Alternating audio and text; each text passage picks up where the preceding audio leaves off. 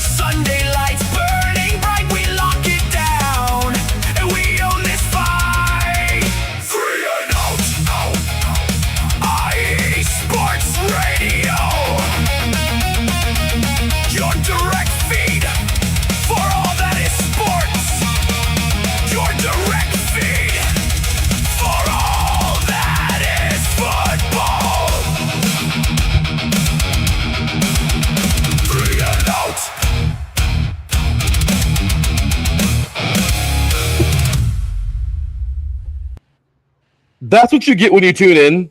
You get bonus headbanging at the end of the track. That's what you get. That's what you guys get. Yes, forever. Good morning, football fans. Welcome to 3 and Out right here on IE Sports Radio.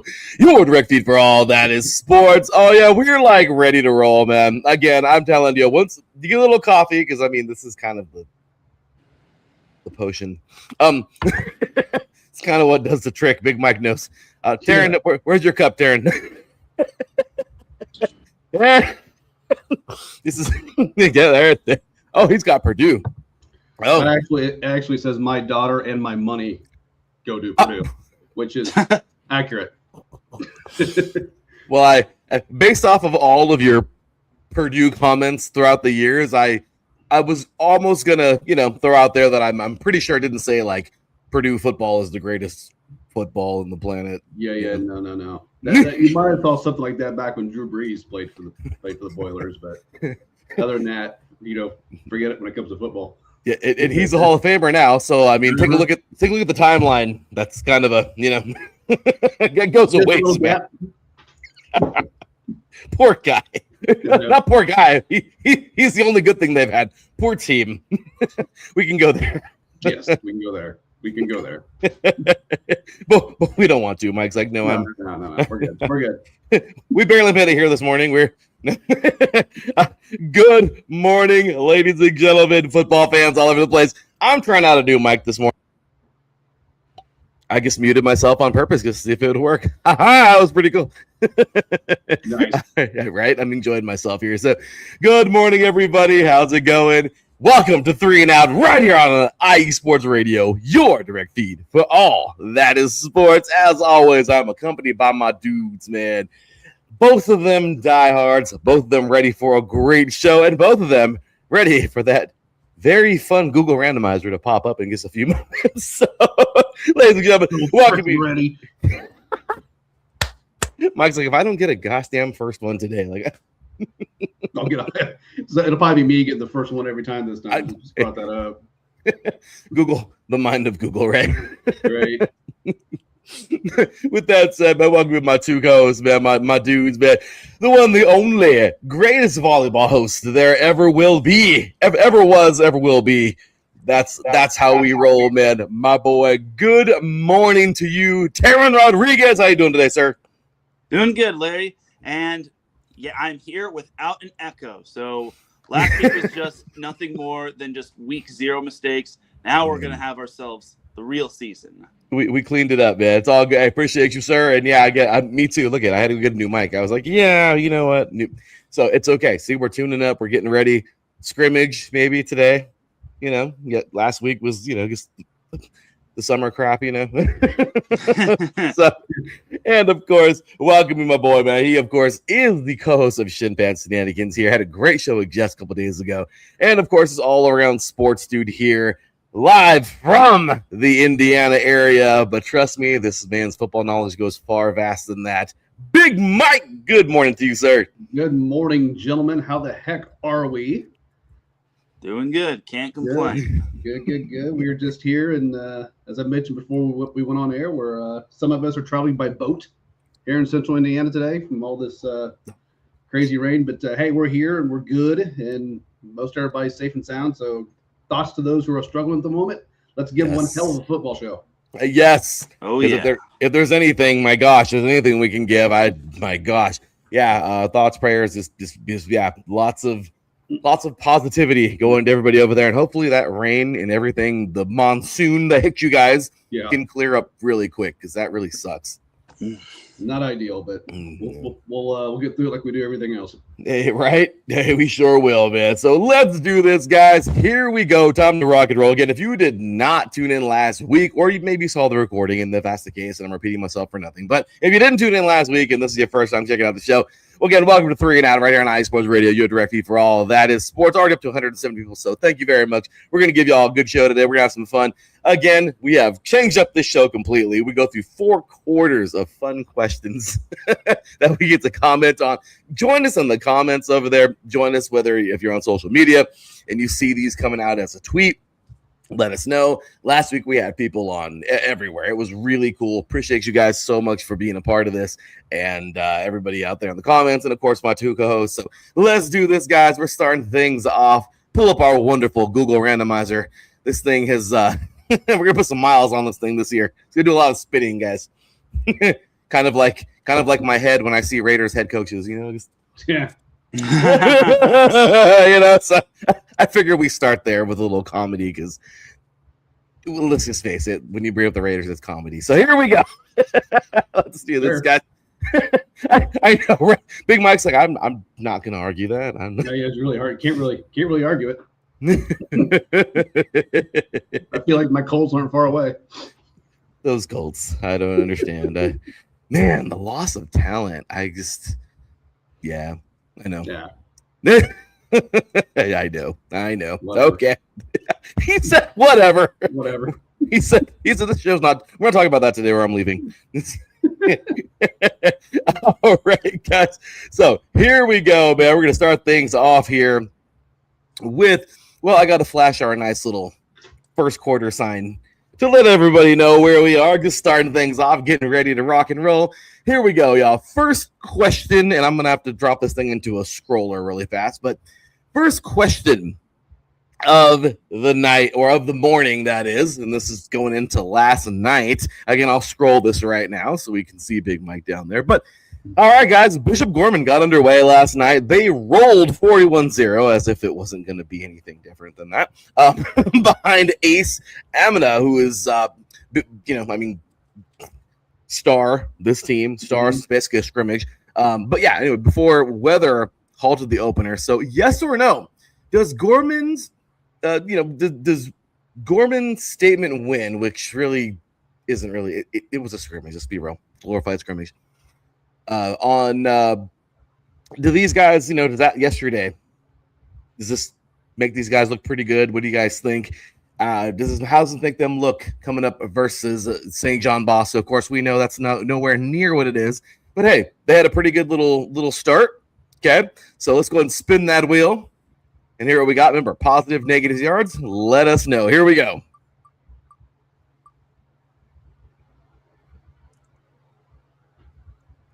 Oh my gosh. I was so about that. I'm like, that's going to go to Teran, just like it did last week. That's what it frequently just go to barely Teran, just missed like out last That's good. That's good. This, I'm telling you, it's a little randomizer. It's gonna be so much fun, I swear. So, okay, again, this was just a funny one to throw in there. I automatically thought whoever got this one first would just kind of shoot it down because that's exactly what it is. I put it in here as like a funny. It's a scrimmage. Okay, like it's really what it was. 41-0. I don't think this is gonna hold any weight. I mean, look, St. John Bosco's practicing too. You know what I mean? Like it is what it is. It's not like it's gonna be the biggest deal. However, I will say, you know what? These guys got out there for a little bit. Weather did stop this thing, but overall, Ace looked good from what I saw. The stat line overall, I mean, if you guys look over on Max Preps, I mean, these guys they're ready. They're as ready as they can be. Like we always say, like as a power lifter, you're if you're trying to lift really heavy, like 4 days before the meet, I'm sorry, you're not going to gain anything that's going to help you. You know what I mean? Like, I'm sorry, like by you trying to put up more weight right now, like a week before. And again, that's not saying anything. This is just fine tuning right now. But I'm just saying, I think you're going to get as tested as you possibly could already with going against your own ones and everything. Don't get me wrong. Good stuff. Happy for these guys. They got out there. They got themselves their first win. But I don't know. I mean, I guess, like I said, I want to throw this one out there as a fun. Maybe to you guys, you're like, well, it's not really a fun. That's why we do the show, But 41-0 last night versus who was it? Somerset Academy. Lucy.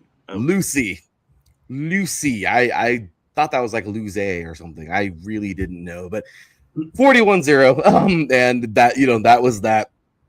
And like I said, overall, it was a pretty solid game for these guys.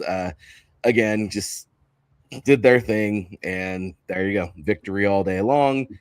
Nothing more to get into, but overall, solid stuff. There was a highlight I wanted to put in here, but I totally spaced on it. But anyway, again, preseason stuff. Regardless, there you go. Good job. I'm going to give this one, does it help them? Screw it. I'll say yes.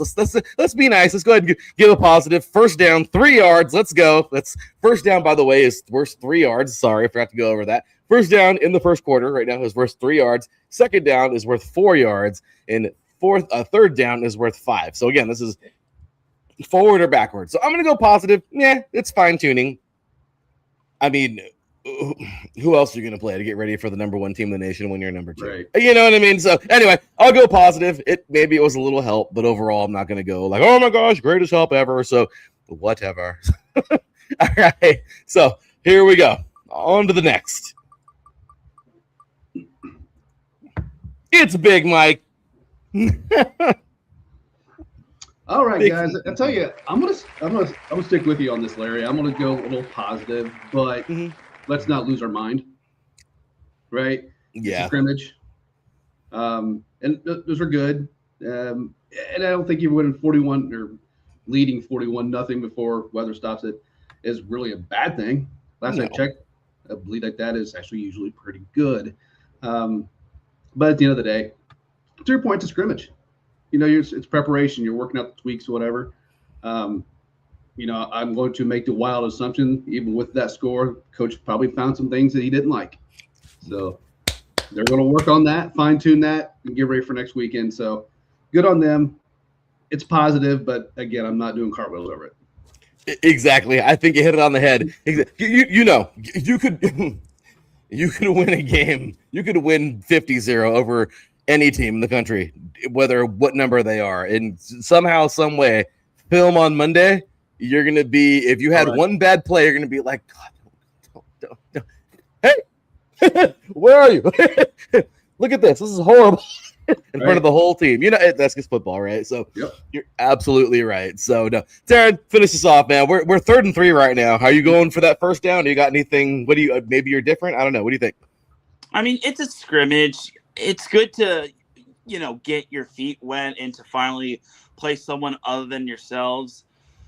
But here's the thing. Bosco has a lot of good stars on their team. It's tough to really emulate and play someone of that level. I mean, You look at St. John Bosco stars. They got Koa Malaulu, They got DJ Tubbs. They got DJ Lacey. They also got a lot of good players on their team. Dorian Franklin. Yeah. Deshaun Schaefer, you name it. So I think for this scrimmage, it's good that they were able to get a nice little shutout win. But I saw some shutouts all across week 1 or week 00 when it came to actual matchups. So I don't think this really kind of reinforces anything. I think we just got to see what happens in week 0 when they face Bosco. So yeah, I mean it's a scrimmage. You don't really go all out, but honestly, I mean, it's something. But I don't think this is going to like boost their chances of beating Bosco because Bosco's got some studs, and I'm pretty sure Bosco scrimmaged as well. So yeah, I don't think this is going to really move the needle too much. Exactly. There you go. We're all going first down, but it's a first down with again. I thought I got a little funny out of it. Okay, I thought I'd be like, oh, ha ha, Larry, that's stupid. You know what I mean? Whatever. I mean, it was a funny one to warm us up. But no, guys, I completely agree. And like you both said, it's not gonna. And look, you know, the only way you evaluate yourself versus a top dog, you play them. You know, Right. That's it. I mean, that's it. You're not gonna get much better than that. But no, great stuff. Looking forward to it. To the next week again. And by the way, guys, if you don't know, these guys definitely do, but this is it, y'all. Next week, we are so freaking excited. I am. And might as well right now might just be a really good time. I know, we've been looking at these guys for a while and everything, and this is it, man. Next week, we talk a little bit of high school football now. Let me go ahead and get this one off the board. And again, that's why during these questions, we're gonna have just the little pickers sometimes and everything. But next week, you guys, this is it. I guess I should even just put it up here on the big board. I don't know, but this is definitely it, you guys. We are starting off the year with. I mean, I love when you get these games. This is my favorite. I mean, you love to start off the season with these things. Next week, okay, we have it, and it's Friday, right? Right, Teran? Is it Friday? Yes. Yes. We got it.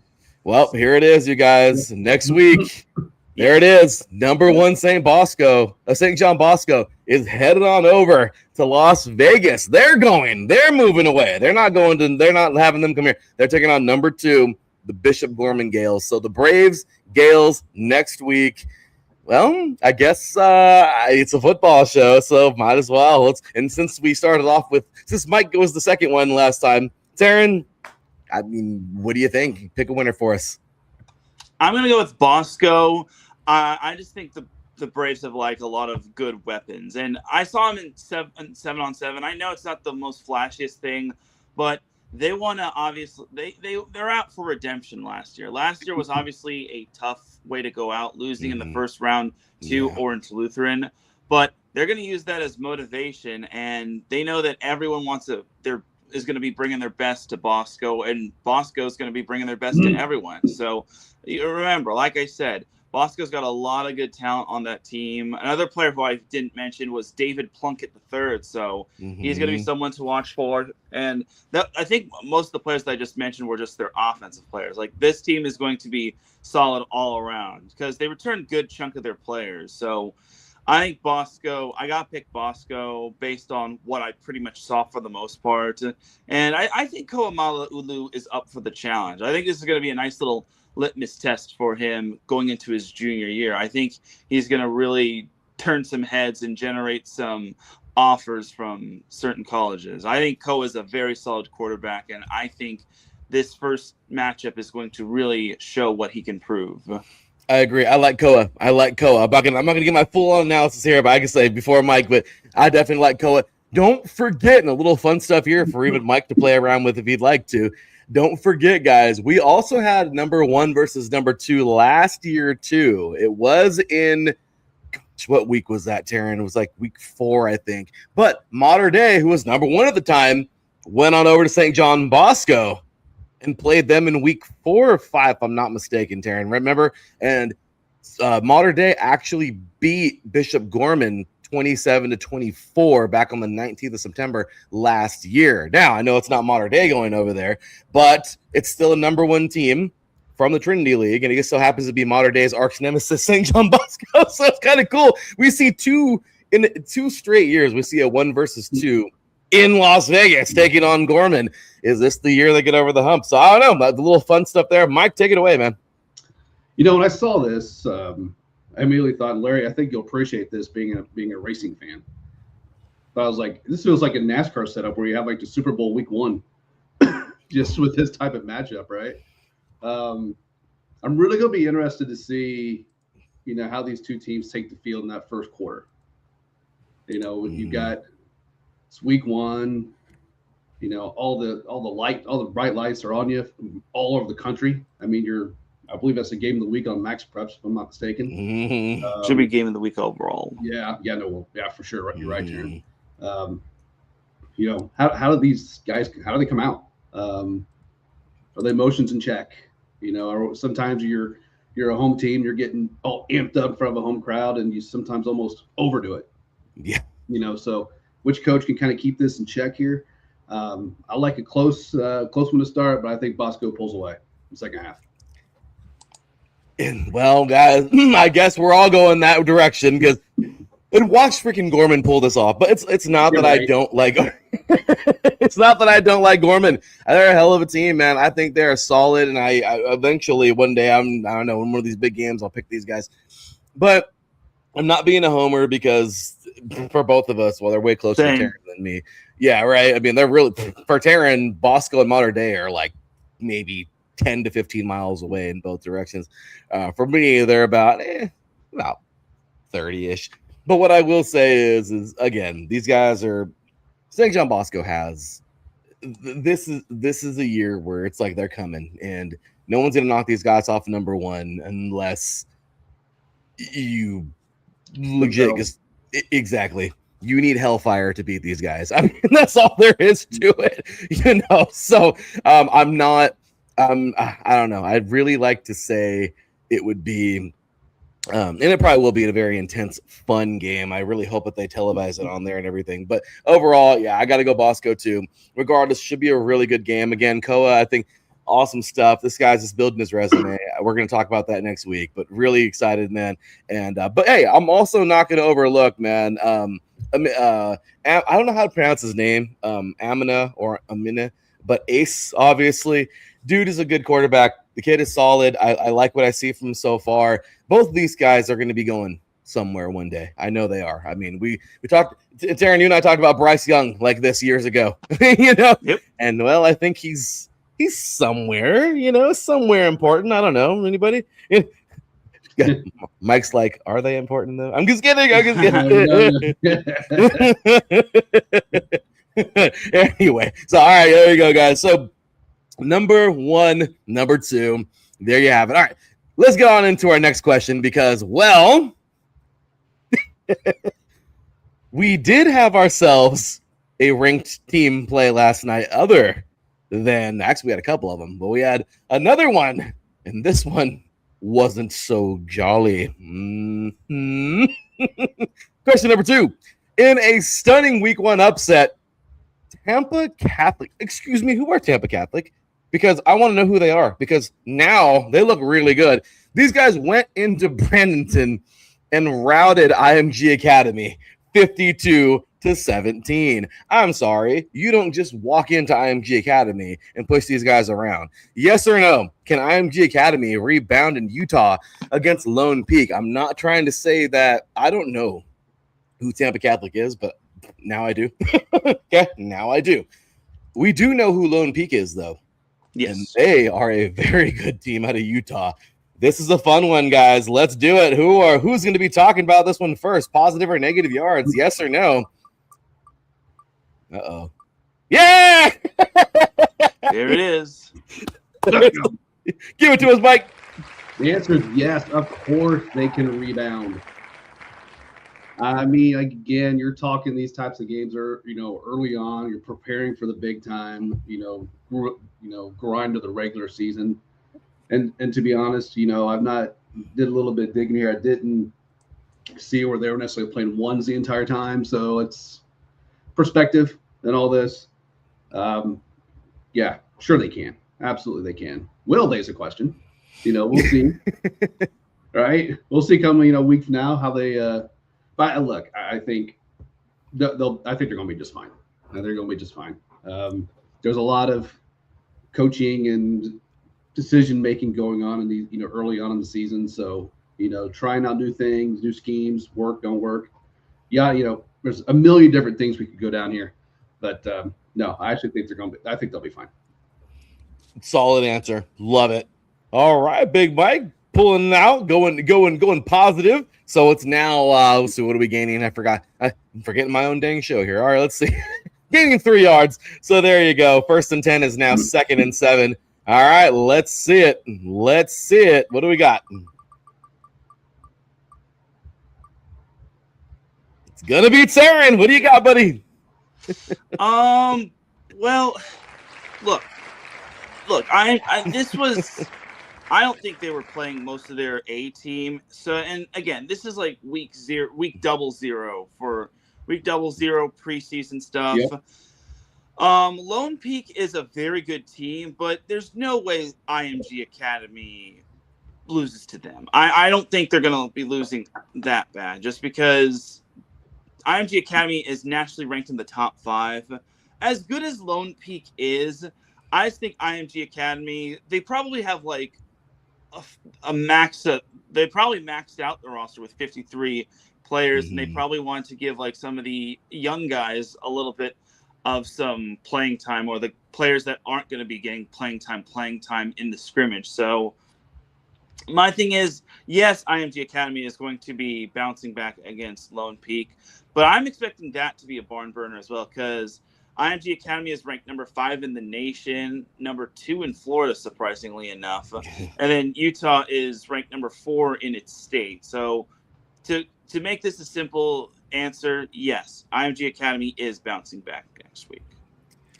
And again, we're going for the first down here. I'm going to say the same thing. Again, you guys hit on some great stuff there, and I completely agree.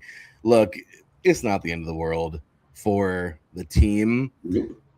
But I will say, guys, don't forget, okay? This is where it kind of gets me and trust me, we can even have this debate next week. That'd be fun. It could be, we can get through the questions quicker, or do like two questions per quarter. But the debate rages is, will we ever get an actual high school championship game, a national championship game that some people are just dying for?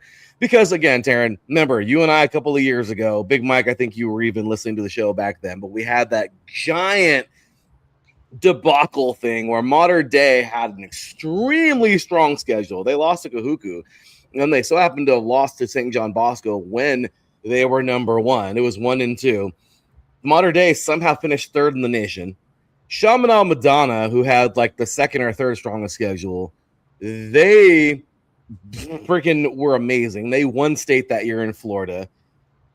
However, Bishop Gorman, who was really, really good that year, but really only played like 2 Trinity League teams, and the rest of their league is just not so good, like in Las Vegas, and they destroyed everybody.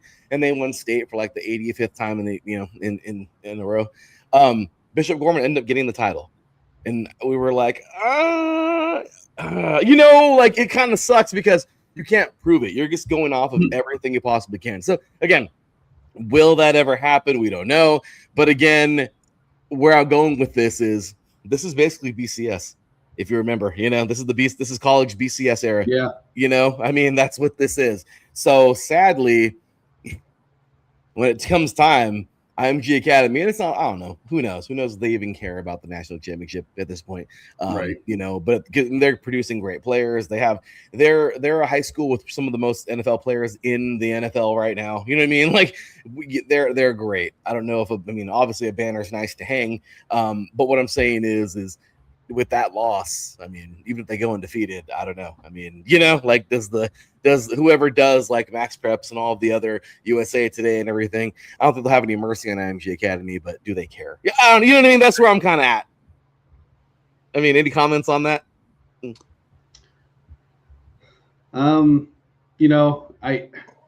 the idea of like an actual game, like an actual title game, sounds great. You know, logistically, I just don't know how they would figure that out. Yeah. Yeah. You know, from a fan's perspective, like, oh yeah, let's go. And then just from a team's perspective, to be able to say, hey, we actually did this, and it wasn't just on paper. Great. Just yeah. I mean, hell, what do I know? Crazier things have happened, but yeah, that'd be logistically a tough thing to do, I think. Yeah. Teran, anything? I completely agree, Mike. So I talked with somebody from 24/7 Sports, 24/7 Sports, Greg Biggins, and I asked him, well, how come there's no like national championship or national tournament for high school football? And he gave me the straight answer that the Texas or Florida teams don't want to do it. And this was kind of from what I heard, from what he told me, but the other teams from Florida and Texas, they don't want a national championship, or they're unable to do a national championship. They don't want to like go out of state or go any place or something like that. Either way, because not everyone is on board, unfortunately, they just can't have a national championship tournament. And it sucks because that could generate some big bucks, but unfortunately, and it could help other teams get some of their ringers out of their own get out of their own section in terms of their own playoffs.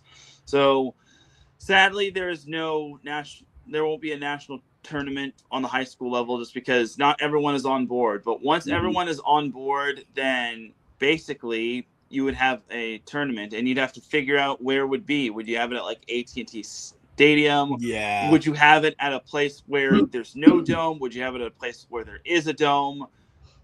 That's another thing. You got to pick location, and you also have to accommodate for flights, and you also maybe have to accommodate for NIL as well. So a lot has to go into this whole national tournament thing. Mm-hmm. It just can't fly out of thin air and pop up just like that. So. Yeah, you guys both hit it on the head. Who's going to pay for the flights? I mean, these schools make money, but not that much. So, again, we're just talking a little high school football here, guys, finishing it up, man. Great stuff, having some fun. We actually have one more, as a matter of fact, talk a little bit of high school football. One more question for this quarter in the first. Wow, this one's fun. I mean, the last one was too, but North Gwinnett, I hope I even said that correctly. Stunned. Again, I don't know who Tampa Catholic is, and I don't know who North Gwinnett is, but I do now. Okay.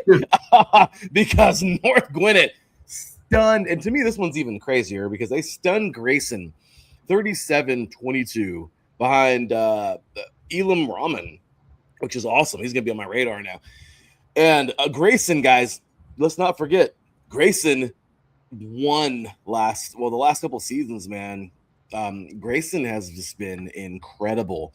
Grayson was in the Georgia National Championship 2 years running, and they won the first year. They won a couple years back, 2 years ago. They defeated Carrollton, and then last year, Carrollton defeated them 2 times back to the national championship, or back to the state championship. And, well, they did have a clunker like this before a couple years ago where they lost their opener. But again, this is crazy. So I don't think it has anything to do. I mean, who knows? Is how far is this going to knock down Grayson for a bonus question? But is North Gwinnett a legitimate national top 25 powerhouse after knocking off this team, which it wasn't like it was a last second field goal, guys. 37-22 is it's a pretty nice little healthy chunk there. So let's get back to our awesome little wheel. We got to name this wheel. We got to figure out a name for it. Yeah. The wheel route. I like that. It's Big Mike. All right, buddy. Where are we going? Yes or no? Right. No.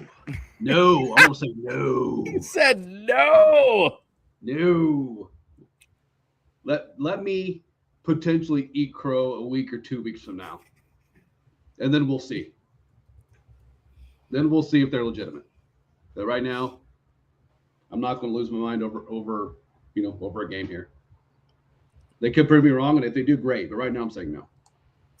And that's fair. That's very fair. Very, very, very fair. I mean, North Gwinnett, they're number 77 overall out of Suwannee, Georgia, and they're 10th in Georgia, which is pretty. So they're a big deal. People know who these guys are in Georgia. Yeah, solid.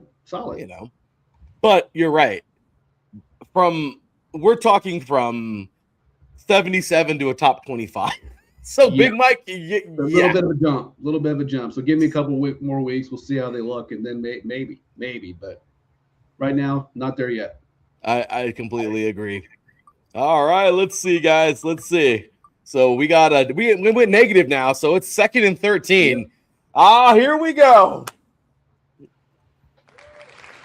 Well, Mike started the trend, and I'm just gonna go backwards too. That's a sack on the play. We're going backwards. I know, Big Mike. We were.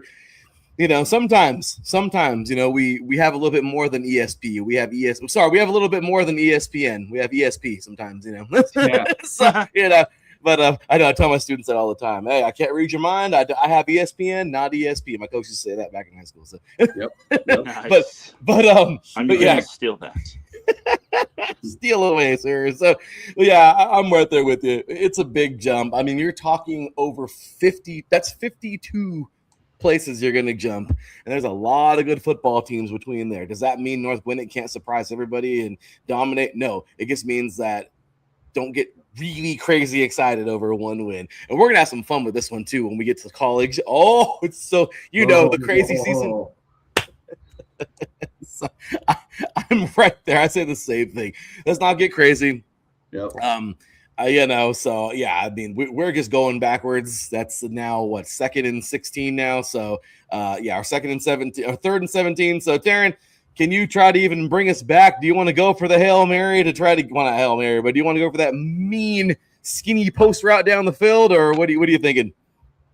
Well, when you look at the stats, I mean, I still need a couple weeks to see from North Gwinnett, but I'll give them credit. They posted 5 sacks on the night, and their offense was fairly decent for the most part. They had over 300 yards of offense, which is not bad if you ask me. Just slightly over 300 yards. And it wasn't like Grayson's quarterback, Deuce Smith, was bad. He had 288 passing yards, and he had 3 touchdowns and only 1 pick. The problem is that Grayson couldn't get the run game going. They only had 15 yards of rushing. So hard to win a game when when you fall behind 23-0 at halftime, and then you basically have to play catch up and abandon the run game. So I will need I'll need a couple more weeks from North Gwinnett, but I'll give them this. That was a very big win for them, and they're obviously going to move from top 70, top 80 to like top 50. And who knows? Maybe they can win their way up. But I still need to see a few more weeks out of North Gwinnett. Yeah, there you go. We're putting the ball away. There's no way. That's like 4th and 20 something. So yeah, we're not doing that. Yeah, there you go. So it's not happening. But all there you have it. So good stuff there, guys. First quarter completed. First quarter in the books. Let's get on now. Because again, I keep on promising next week we will have more commercials and everything. But all right, here we go, guys. Moving on into that second quarter. All right. So actually, let me get the sun out of my face. We'll take a quickie. Just a little quick break here. Get this darn sun out of my face. Get this better position for next week. Take a quick one. Then we'll have a little halftime break after this, and then go 3rd, 4th straight. So sound good, guys? Sounds good. Let's do it. All right. You are watching 3 and Out right here on IE Sports Radio. Your direct feed for all that sports. Be right back after this. For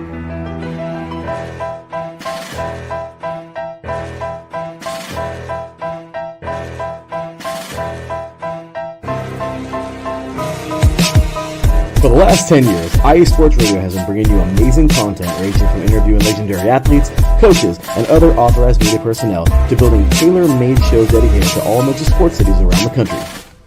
Make sure to follow us at IE Sports Radio on X, Instagram, Facebook, TikTok, and YouTube to keep up with the latest in sports and with all of our shows. Also, make sure to check out our daily updated website at iesportsradio.com. At iesportsradio.com, you can see our daily show schedule and check out all of our show pages with personal bios to learn a little bit more about each of our awesome hosts.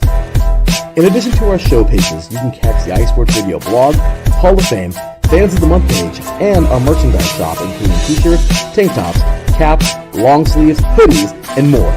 For now over a decade here at iSports Radio, we've continued to be by the fans, for the fans, and we thank you all for your support and for making iSports Radio your direct feed for all that is sports.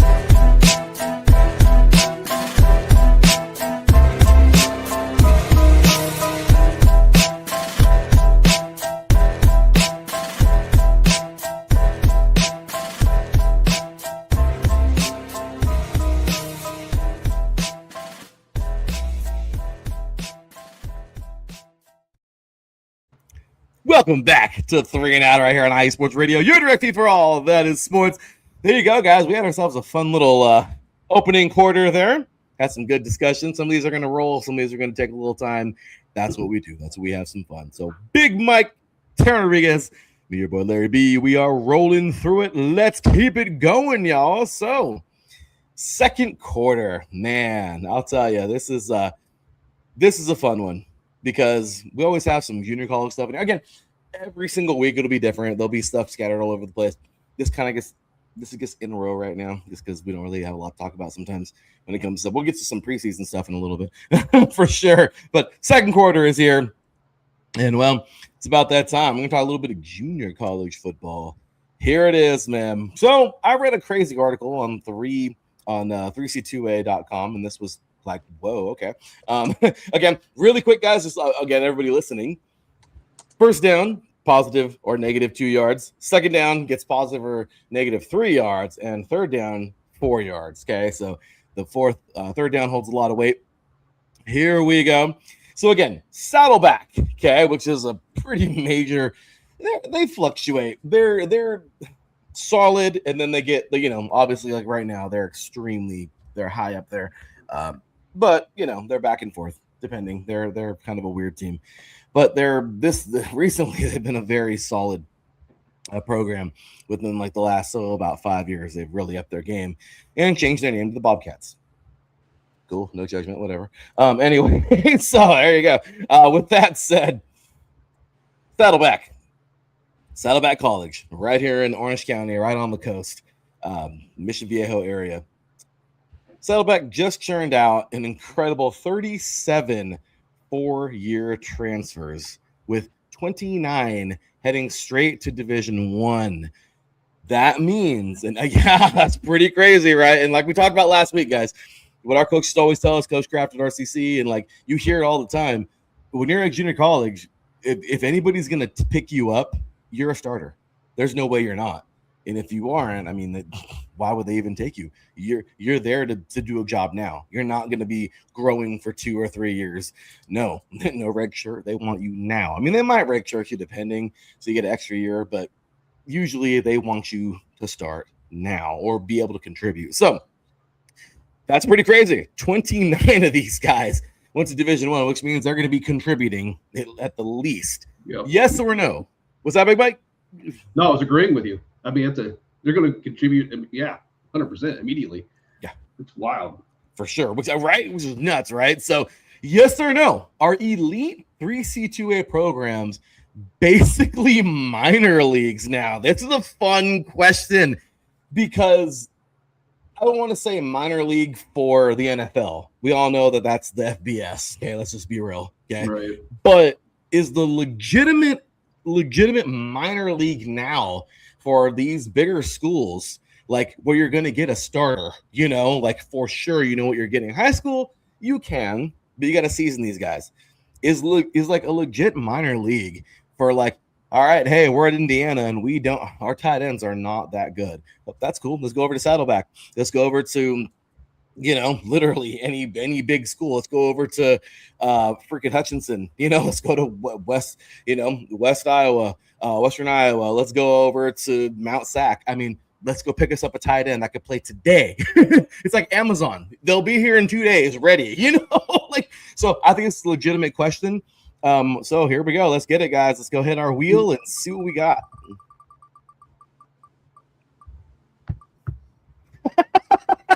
Did I not call this beginning of the show? This is great. Give it to us, Mike. How can you say they're not? I mean, think about it. I mean, I want to take a step aside here shortly, but we're talking about this type of thing about getting a player to come in and contribute immediately, right? You mentioned Indiana. I mean, you look at what Signetti did at Indiana. Yeah. Was there money involved? Of course there was. I mean, let's be real here. But his whole thing was getting these JUCO guys, or other maybe 3-star guys that nobody else wanted. Mm-hmm. I'm with James Madison, and they lobbed and fouled him over to Indiana. Look what happened. So yeah, I mean, I look at that and going like, kind of is. They, you might be argue the terminology, maybe, I suppose. I don't know, whatever. I don't know, but when you see stuff like this, it's hard to sit there and say that it's not.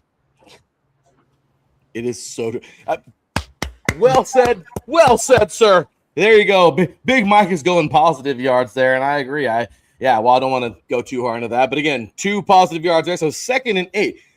Teran, let's see if who's next. But I'm just saying, who knows? This is a fun little conversation here. Randomizer my backside. You know, right? There it is. I knew it, Teran. I knew it, Teran. What you got, buddy? Well, you mentioned that this isn't going to be like the NFL. I mean, you said it best. FBS is basically NFL Junior. Mm-hmm. So, but I could honestly see the 3C2A as NFL Junior, or at least Junior, just because you have to prepare to be at a 4-year university. You can't just walk in after you're done with junior college and expect the same treatment. No, you actually get recruited by a 4-year to start or to at least play a role. You don't just go there just because and be on a team just because you want to be on a team. So can actually be a minor league or a minor league for 4 years, because it prepares you for the actual real world. Colleges in general prepares you for the real world, and I think junior college is no different, especially as a student athlete. It prepares you for the real world and what to expect, and basically the good times, the tough times, and what you would expect at a 4-year. Agreed. And again, guys, I'm right there with you. We're going full on this thing. It's a first down all day long. There's no way. And again, the next question is going to be so similar to this one. I kind of thought it would be bleed into this one. But yeah, just going to this question in general, by all means. First things first, where is my dang buttons? I know I got to get these things in order for when we really start hitting the good stuff in a couple of weeks. But man, wow. We'll be giving applause to these guys. Oh my gosh. They weren't even the national champs last year.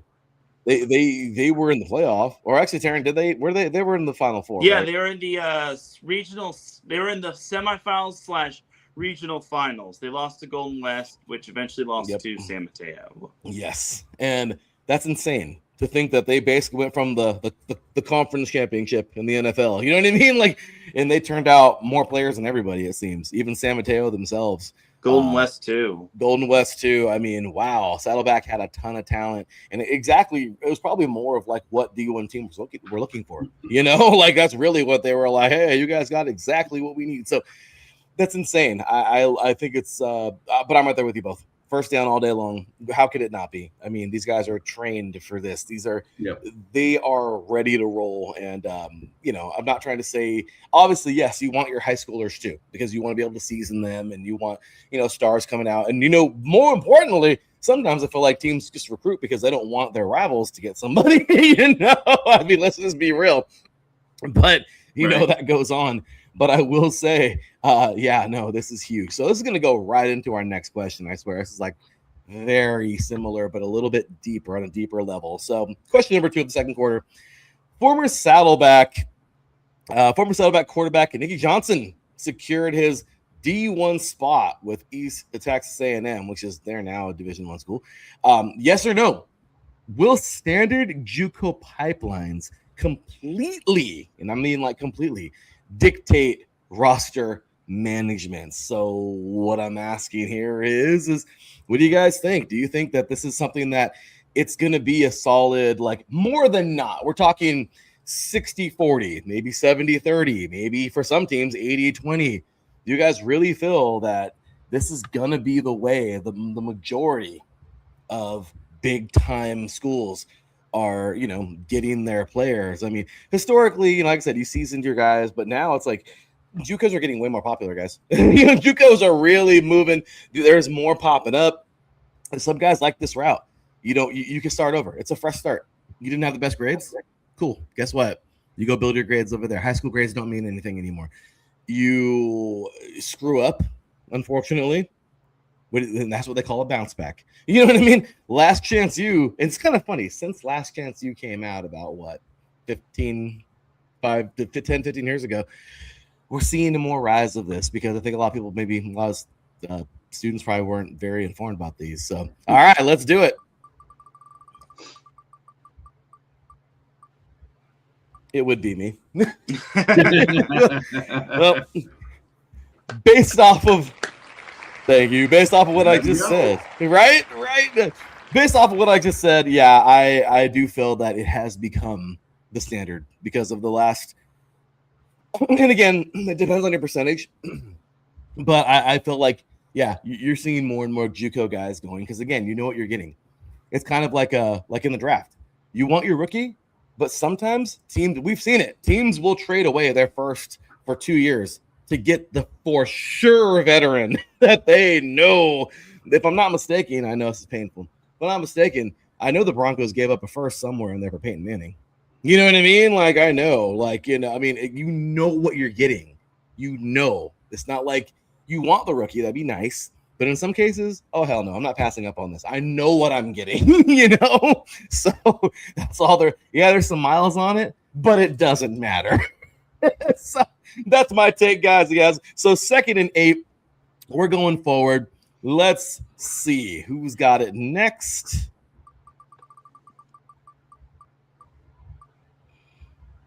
By a hair, Teran. Well, it's a big hair, but no, not by a toupee. Yeah. He said a toupee. Teran, what you got? Honestly, I would say a standard JUCO pipeline, because what if you have one good player on a not so great team excelling and wanting to fight for a roster spot on a 4-year team that basically gets from a pipeline from like somewhere else? So I'm not saying that it's not going to really dictate the roster management. I just think that it all depends on what player comes from where, because again, you could have a diamond in the rough from another team basically just shine on over and outshine the players from the team coming from one of the bigger bigger junior colleges. Like, for example, there could be someone from San Mateo, Golden West, and Saddleback, or players from those 3 schools, and then there could be a player from, like, let's say El Camino that is maybe better than those group of players, and he eventually earns his spot. So I'm gonna say no in terms of completely dictate roster management, but if they just keep churning out really good players after really good players, then it could be a possibility. I would need to see more in the near future, and I just don't think that would be fair. Just because then every player would want to go to, let's say, Saddleback or Golden West or San Mateo or Butte or anything of that sort. So I'll say no, just because it would be fair for the other players that come from every other junior college. All right, we went forward 2, but back 3. Teran put us back there on playing some defense there. All right, well, 3rd and 11, Big Mike. This one's all on you, buddy. It's a good question. I'm going to lean probably no, but it's going to be a good compliment, if that makes sense, right? It's going to be a good compliment to the roster building. One thing I like, Larry, that you said early on was, about kid and maybe doesn't do great in high school and he goes JUCO. I'll throw one where I'll piggyback off that a little bit. Take a kid who's doing well and all of a sudden their junior year they get hurt. Yeah.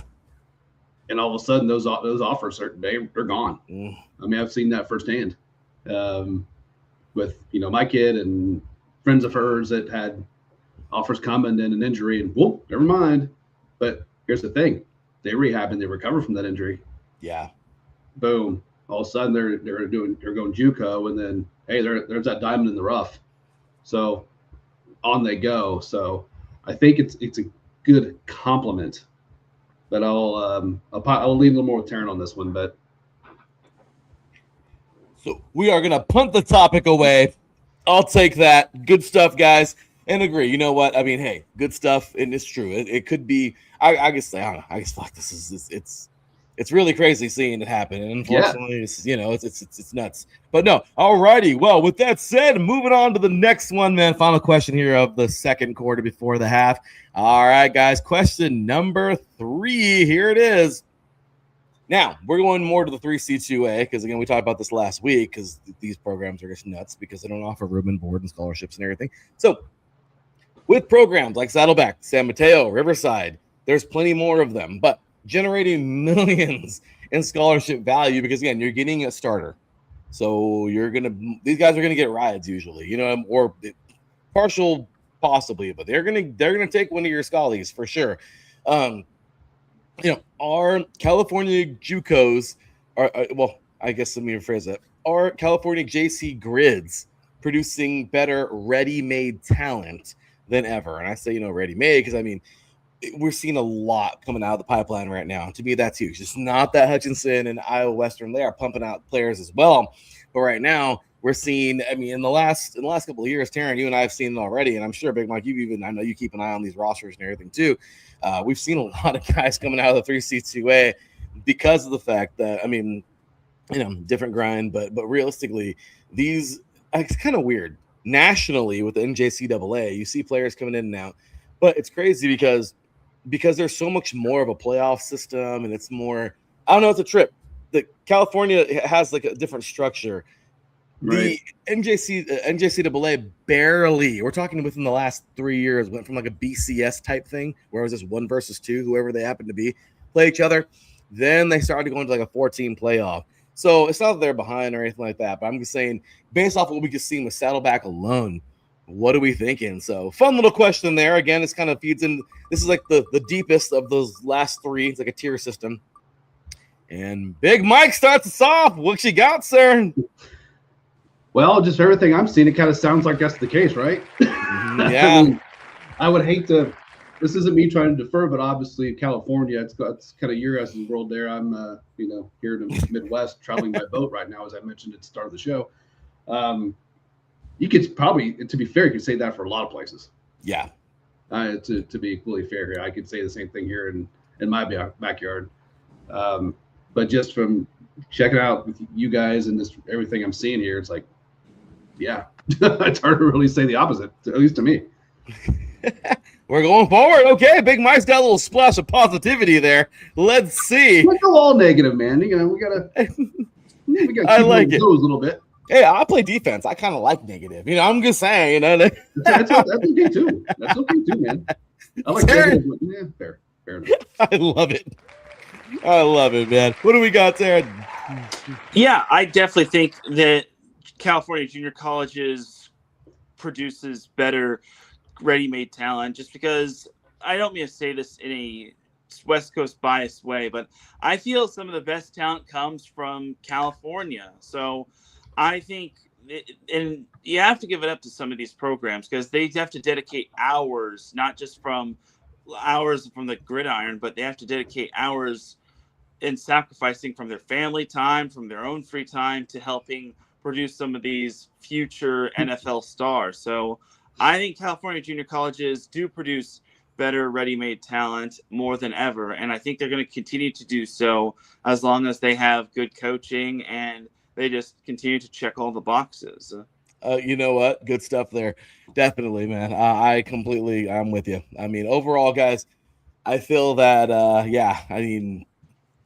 it's hard because I don't want to I don't want to have that bias. I don't not at all. Right. But it's just it's just a different grind, and it's true because even hearing the coaches, I mean, it's probably changed now, but even then the pay wasn't even that great for these coaches over here on this side. So it's like, I mean, the NJCAA was way ahead for years, I feel, and 3C2A is really coming through now.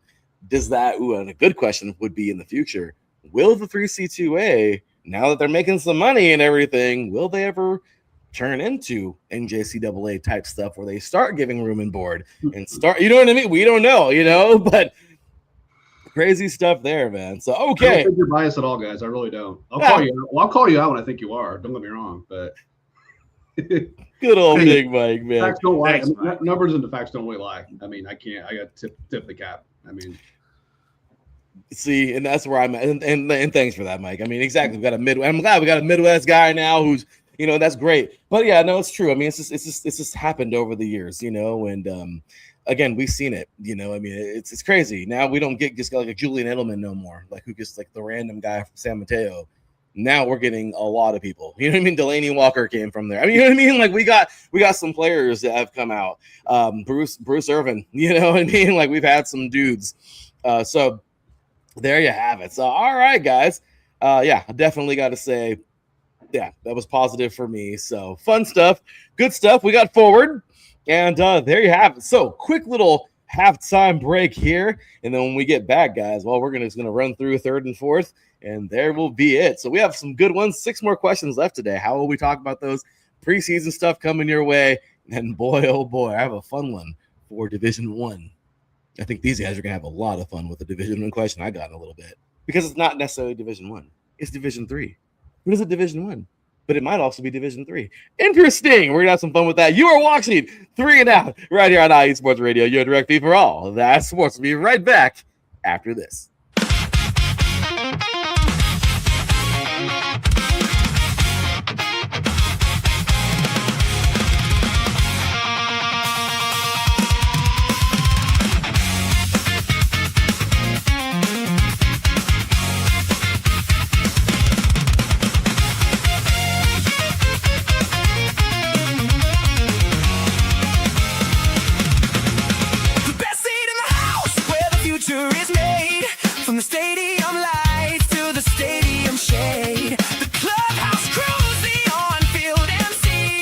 Delicious park food and the summer breeze. Every voice in the game.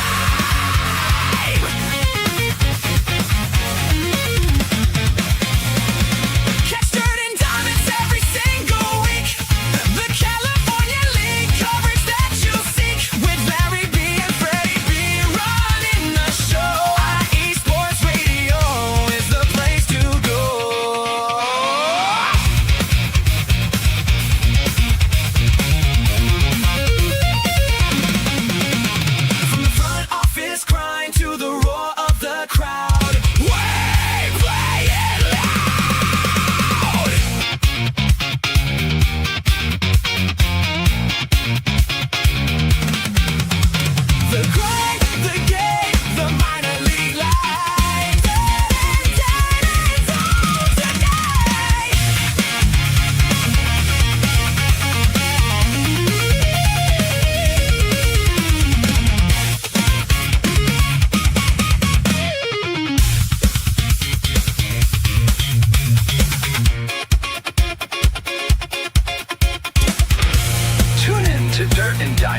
Every minor league season for the latest in the California League with Larry B and Freddie B on IE Sports Radio.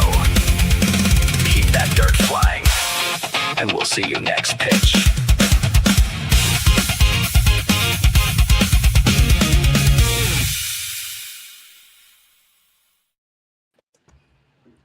And welcome back to 3 and Out. Right here on IE Sports Radio, your direct feed for all that is sports.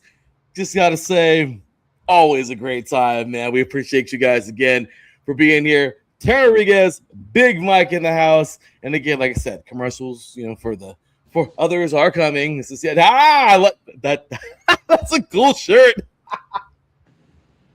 That's freaking sweet. That's one of the very, very, very few things that the Colts actually give their fans. So our season ticket package was even worse than the Raiders. So our gift rather. I'm sorry, but that's I digress. That's another story for another time. I think that it'd be nice to have a conversation about. Oh, well, I think we're gonna talk about that next week. Yeah, the Raiders got to make up for something. Oh God. Anyway, yeah. Well, we're gonna have a little bit of an extended because again, I've been promising, and again this weekend I think I have enough time to get it done. Maybe even tonight. So I'm just saying, but small bit of an extended halftime show. But ladies and gentlemen, these two guys put in a lot of work here at the station. They always do. So again, quick extension. I want to give them a little spotlight. Quick extension of what else they do. I know it's not a commercial and it's just the intros. But ladies and gentlemen, check out two other great shows here on IE Sports Radio that you're going to want to tune into because these two put in tons of effort. And boy, if you are just tuning into this show only on IE Sports Radio, we thank you for that. But you got some other stuff to check out. Without further ado, Shit Pass Shenanigans and Set Point. Guys, appreciate you guys. And again, if you're just tuning in for the first time, hopefully you see this and go, I want to tune into those shows. Let's do it. 1, 2, 3, 4. IE Sports Radio. Let's kick it. From the Premier League to the Serie A, we're tracking the beautiful game every day. La Liga, Bundesliga, crossing the map, but we bring it right back for the CONCACAF snap. Yeah, the NWSL is setting the pace, and the MLS is running the race.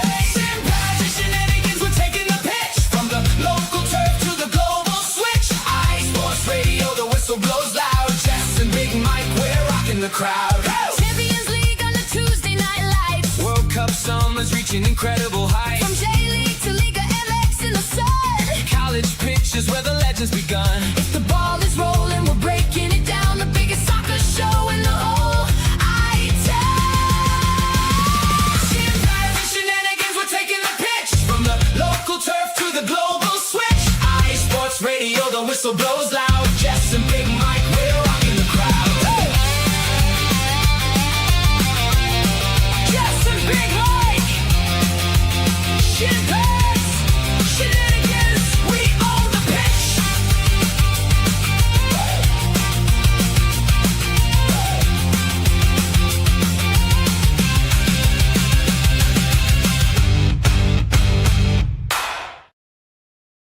Whoa! Whoa! Set point, turn it up, let's go! IE Sports Radio! Your direct feed for all that is sports.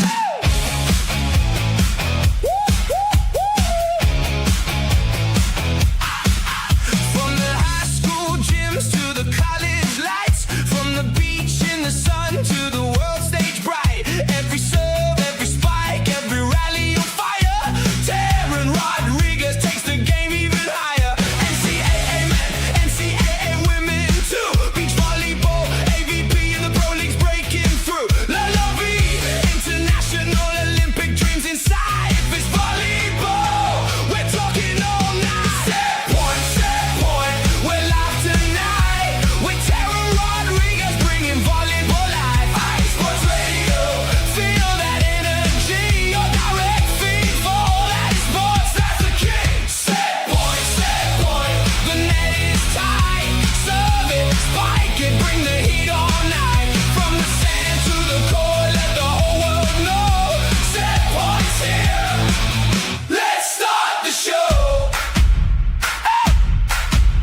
One ball, one court, one voice, one sound. Volleyball family, gather around. Every block, every ace, every championship round. IE Sports Radio's got the game worldwide.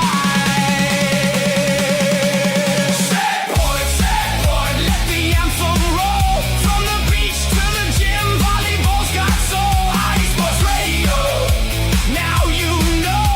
Set point with Teran. Let's start the show.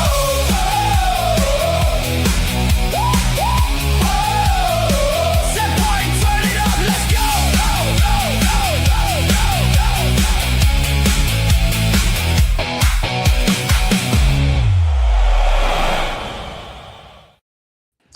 And one more time, welcome back to 3 and Out right here on iSports Radio, your direct feed for all that sports. Again, guys, I get we'll get their commercials actually, like how the Dirt and Diamonds ones is made. But man, let me just say, these two guys, man, they help this station make it really what it is. Big shout out to Jess, also on Thursday night. They just had another great show this past week.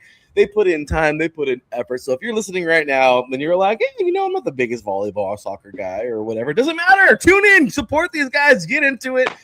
Apex Asphalt Mondays, Daryl and Chris, anything auto sports you want. The Bullpen Bulletin, Mike Pat and Freddie B doing their thing all season long throughout baseball season. You got to check out the Neutral Zone with Adam and Freddie B, of course, Wednesdays throughout the hockey season, and then Sundays, man, Duntarius Locke and Davis and Crooks Fast Break, all your basketball needs. Guys, we got you on lock here on IE Sports Radio. So again, gentlemen, just want to thank you for all you guys do, and got to give you some love.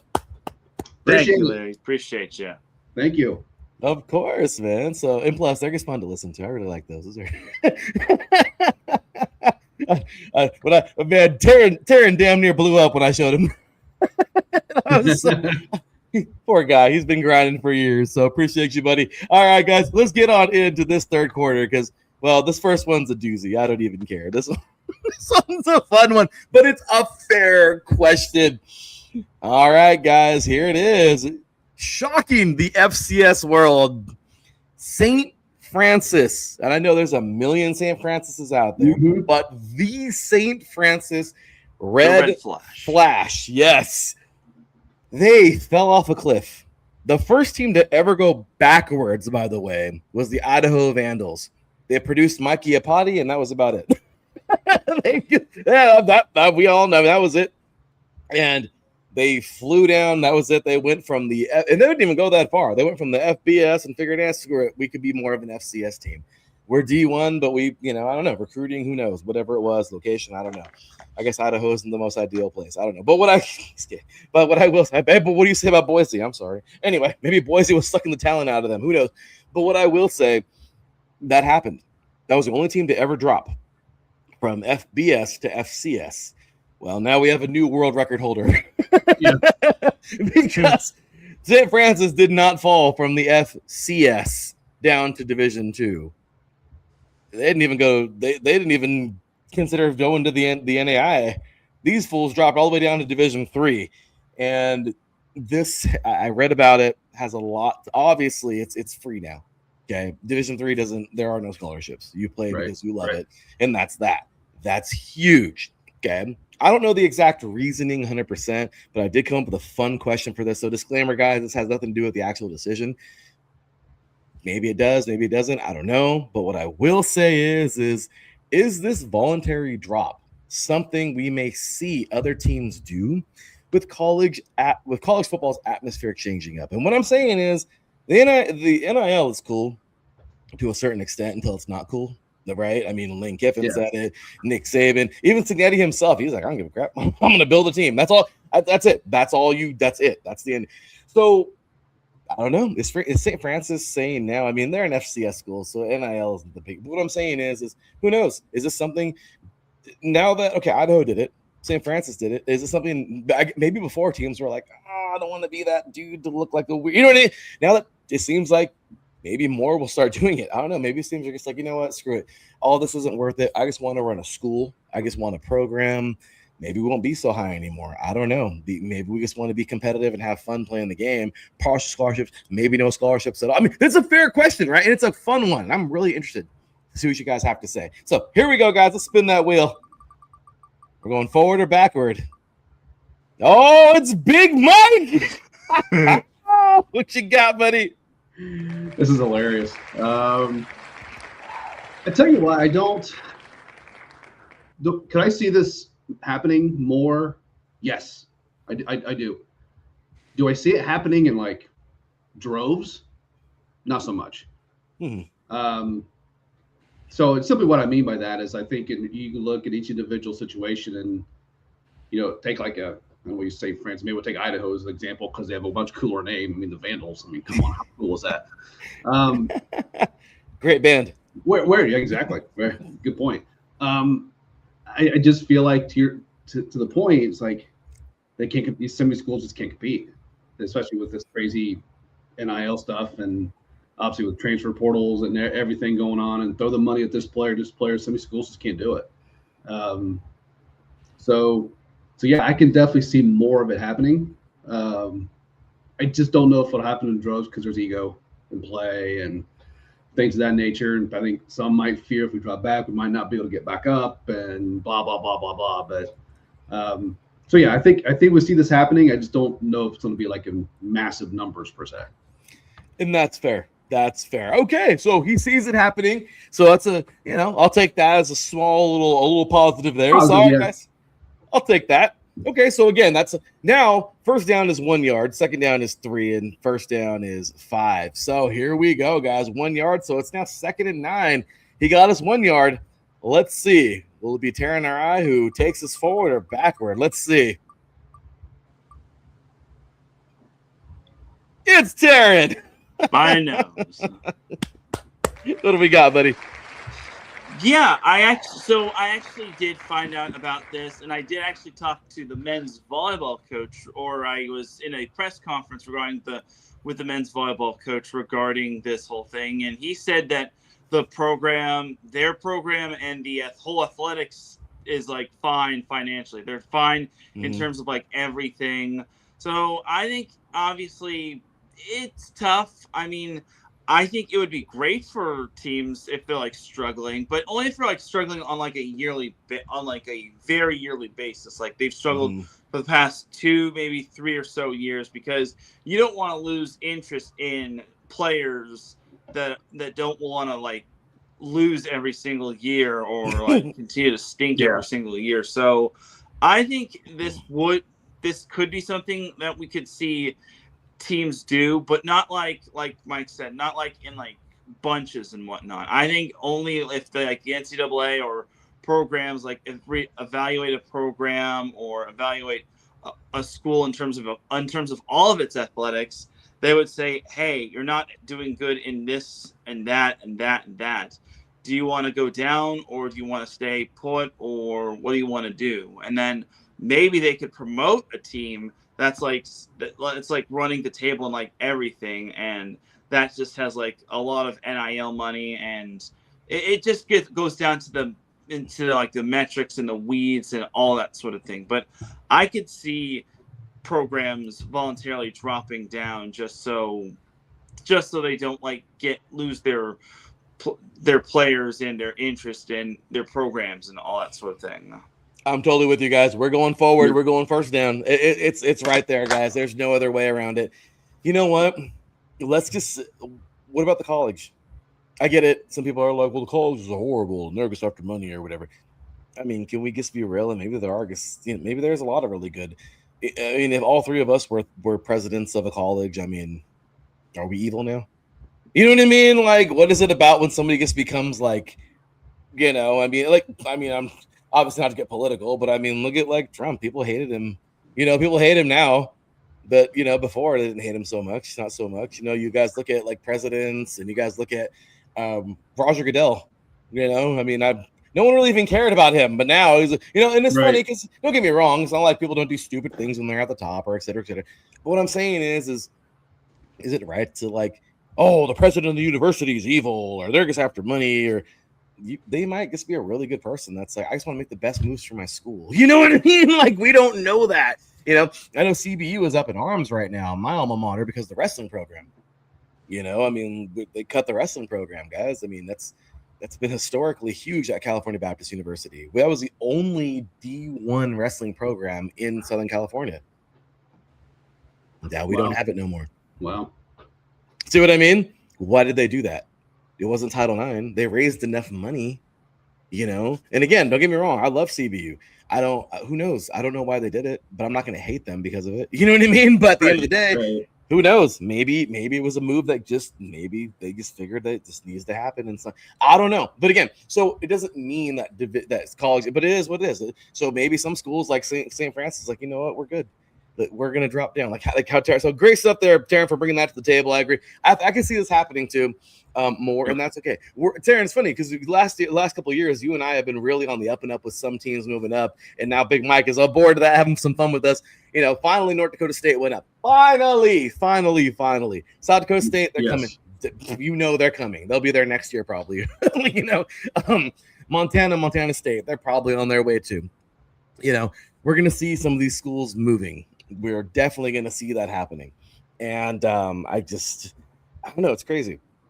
But when it comes down to it, up, down, doesn't matter. Mount Union will probably always be a Division III. Because they that's what they believe and that's their thing. So, all right, guys. So next up.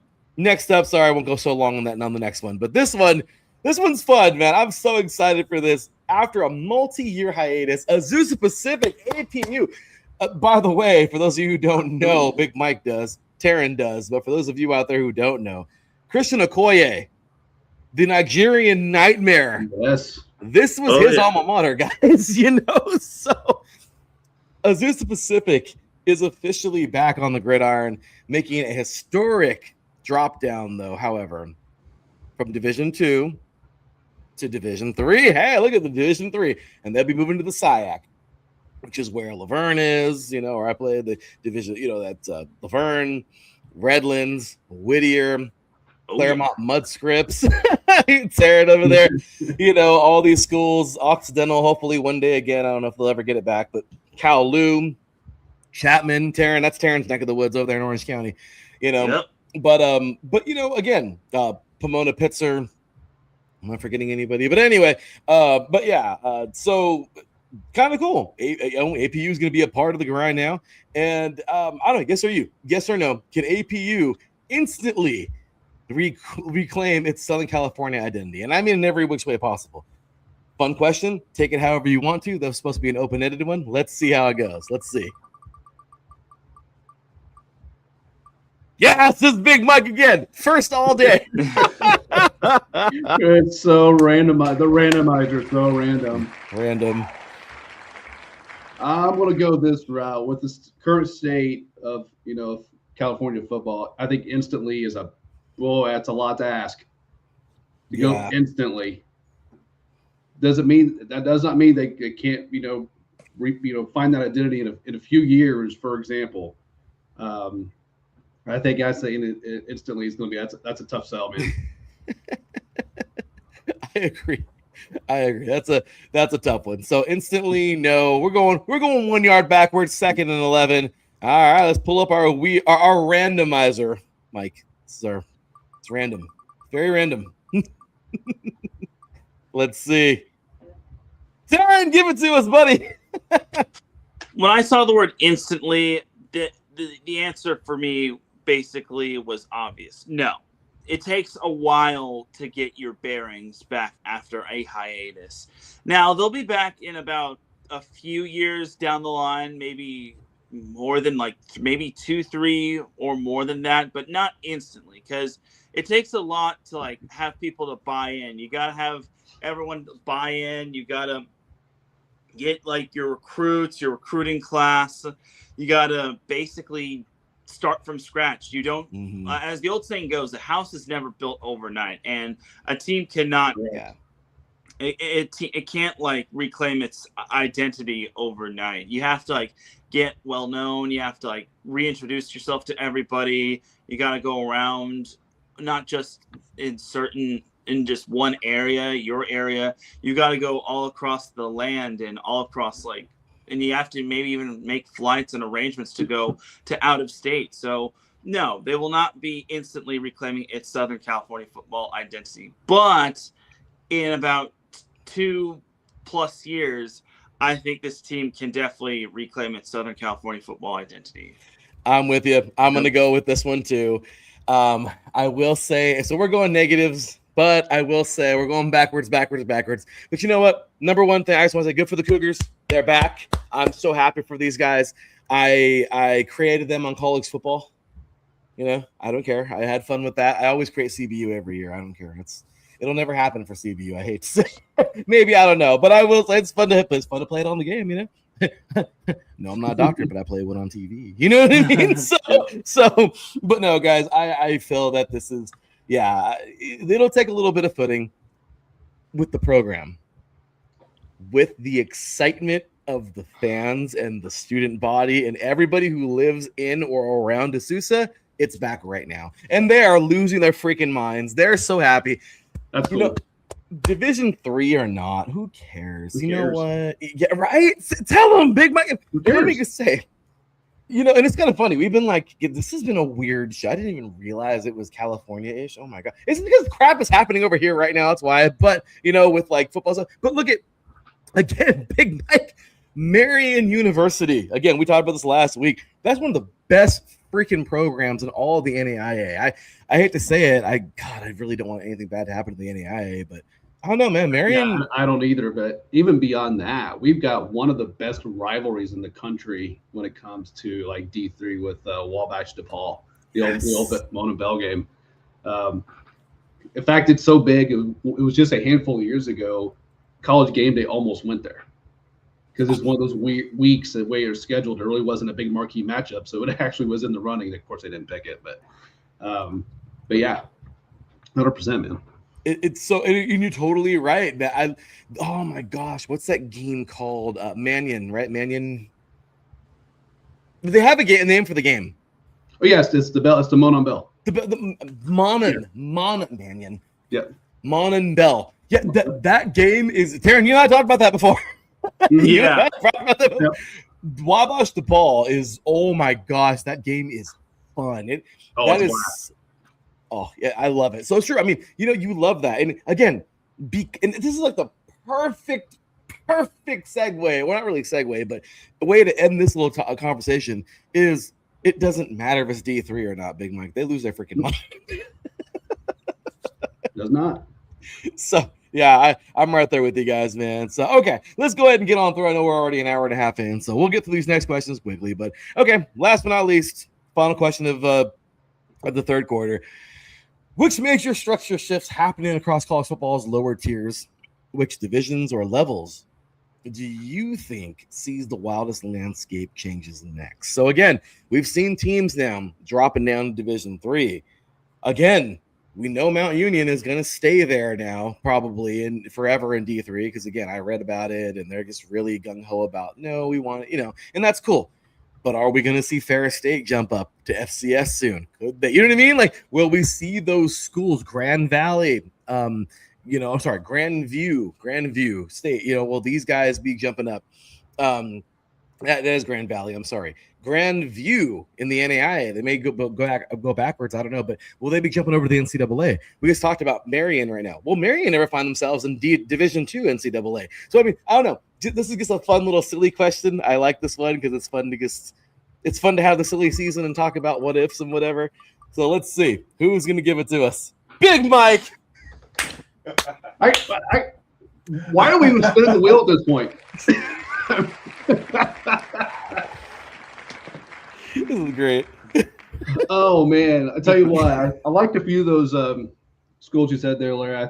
I could see a team like Fair State moving up. I could see potentially, and this is where I'm gonna go a little bit dark here, I guess. We were talking the landscape. I am not even sure NAIA is going to be around a whole lot longer, which is a bummer. But it could. I don't want to say it could be a good thing because I'm like more the better, and when it comes to this type of situation. But that's where I could see someone like a Marion making a jump to D2, or something along that line. But to me, my daughter was at in a NAIA school playing soccer for a while, and there was concerns within that within the athletic department there and some other schools, Marion included. Some birdies saying they've got some real concerns about the longevity of the NAIA. So I'm not wishing for it. I don't hope for it. It's nothing like that. But I could see one of the biggest changes in landscapes being NAIA is no more. And that's painful. I knew I was going to come up because it's truth and I don't like it, but I don't like it either. It's the reality. No, it's the reality, and it sucks. So I'm right there with you, Mike. It's a possibility. So nasty. I'll comment more on that right now. It's Teran time. What do you got, buddy? Yeah, I mean, I could see I could honestly see a lot of makeshift happening in terms of like different teams going down and up and all that sort of thing. I think I think the NCAA also might have to like evaluate and just look at everyone. It might take a lot of time, but I think it would have to be like a collective effort. I think you would have to like call the athletic director and the sports information directors and say, hey, how's your team doing? And then it's like, are seeing this record from this year and that year, from this team and that team. And if again, I think the NCAA would have to like crack down and basically, well, not like crack down, but just like evaluate and say things kind of like, do you want to go into a lower division to like help you? Basically make a small fish be in a small pond and a big fish be in a big pond, and not have like a small fish in a big pond and vice versa, where the big fish is like beating everybody. So I could honestly see a lot of teams like makeshifting and then like transitioning in and out and basically making certain decisions based on team performances. That's huge. I think both of you, have great. Oh my gosh, both of you guys, wonderful points. And I guess there's nothing just left to do but piggyback, because this is the truth. We're all going positive in this because we all think it's probably going to happen at some point in time, no matter what it is. And it sucks. I hate it. I hate that they're like NAIA could dissolve, but at the same exact time, it's cool to also see like the moves be made for the best of the university. So it's like it's like the most bittersweet thing you can think of the college football. But I will say this, Big Mike, and I know they play because NAIA and Division II do flip flop a lot. I don't even know when the last time they played was, but NDU, man, NDU and Marion. I know those guys get together. Yep. Oh yeah. And that's a fun. Have you ever been to one of those? I've not been to UND Marion. I've been to Marion. I've watched a few games there. Then I've been to, as I mentioned earlier, Wabash DePaul. Went to the Bell game one year, which was flipping amazing. That's awesome. But it's on the docket. I'm hoping to get back to at least a one Marion game this year. We'll see about the Bell game. I'm not sure. That'd be fun. We got. Oh man, dude, Mike's gonna report live from the stadium. That'd be cool. 100%. Brian Francione Chapman here. Go Pac-12. More than two teams. Yeah, the Pac-12 completely fell apart, but now there's more than two teams. Oh, but they're back. They're still back. I'm seeing commercials about it nonstop for the past 2 weeks. And I'm seeing promotions all over social media. See, and that's the reason why I'm like, get out while you can. Don't get me wrong. Screw it. The Power 5 is going to go for money. That's all there is to it. And if you're all about the money, yep, there it is. Because again, the Pac-12 thing was just so stupid. Again, but money, it's money. Money. Yep. We get it, but this is what it is. So money. So fourth quarter, guys. And again, these ones should be pretty darn fast because this is just preseason stuff, and we have fun with the preseason, right? So fourth quarter, let's do it, y'all. So this one is.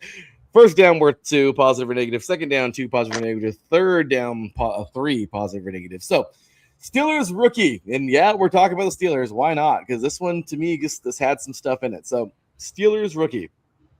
Okay. Quarterback. Well, good old Drew Aller. Okay. And I'm going to call him Aller. Yeah. Aller. Okay.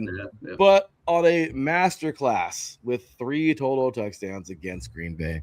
Okay. Is Aller pushing Mason Rudolph for the primary backup spot right now? What do we? Or higher? What are you guys thinking? We're just not going to the randomizer just because Mike's always going first anyway. I know, right? Well, it wasn't opening right now. We should just go Mike first right now, but they didn't want to even open. Mike. It did not want to open. It really didn't. Oh my gosh, it's me. Teran coming in clutch with the call. Yeah, look at that. Look at that. Look, Drew. I'll tell you right now, man. Drew Aller. I know I keep on calling him Aller. Teran was like the same thing last year. Like it's not Aller. It's not Aller. But look, I will tell you right now, this guy. look, we know what he's capable of. The Medina High School product. Obviously Penn State. This guy. I think he's solid. Okay, he's gonna be he's solid in every which way. Do I think he's a starter? No. You know what I mean? Come on now. You know what I mean? Rookie, third rounder. Right? You win the third round, right, guys? Is he a third rounder? I I think so. I'd have to pull that up. It You wasn't, know what I it wasn't mean? before that. I know that. I want to say he was later than third round. He was kind of- somewhere. Yeah, I'm kind of feeling you, Teran. I want to say it was like fourth, fifth-ish, maybe. Anyway, Yeah, doesn't somewhere matter. right around there. No. But again, obviously, we know no one's starting because Aaron Rodgers is there. So we don't know none of these guys are going to be starting. Okay. Obviously, Mason Rudolph, he's been in and around for a couple years now. This is my gosh, what? He's what 32, 30.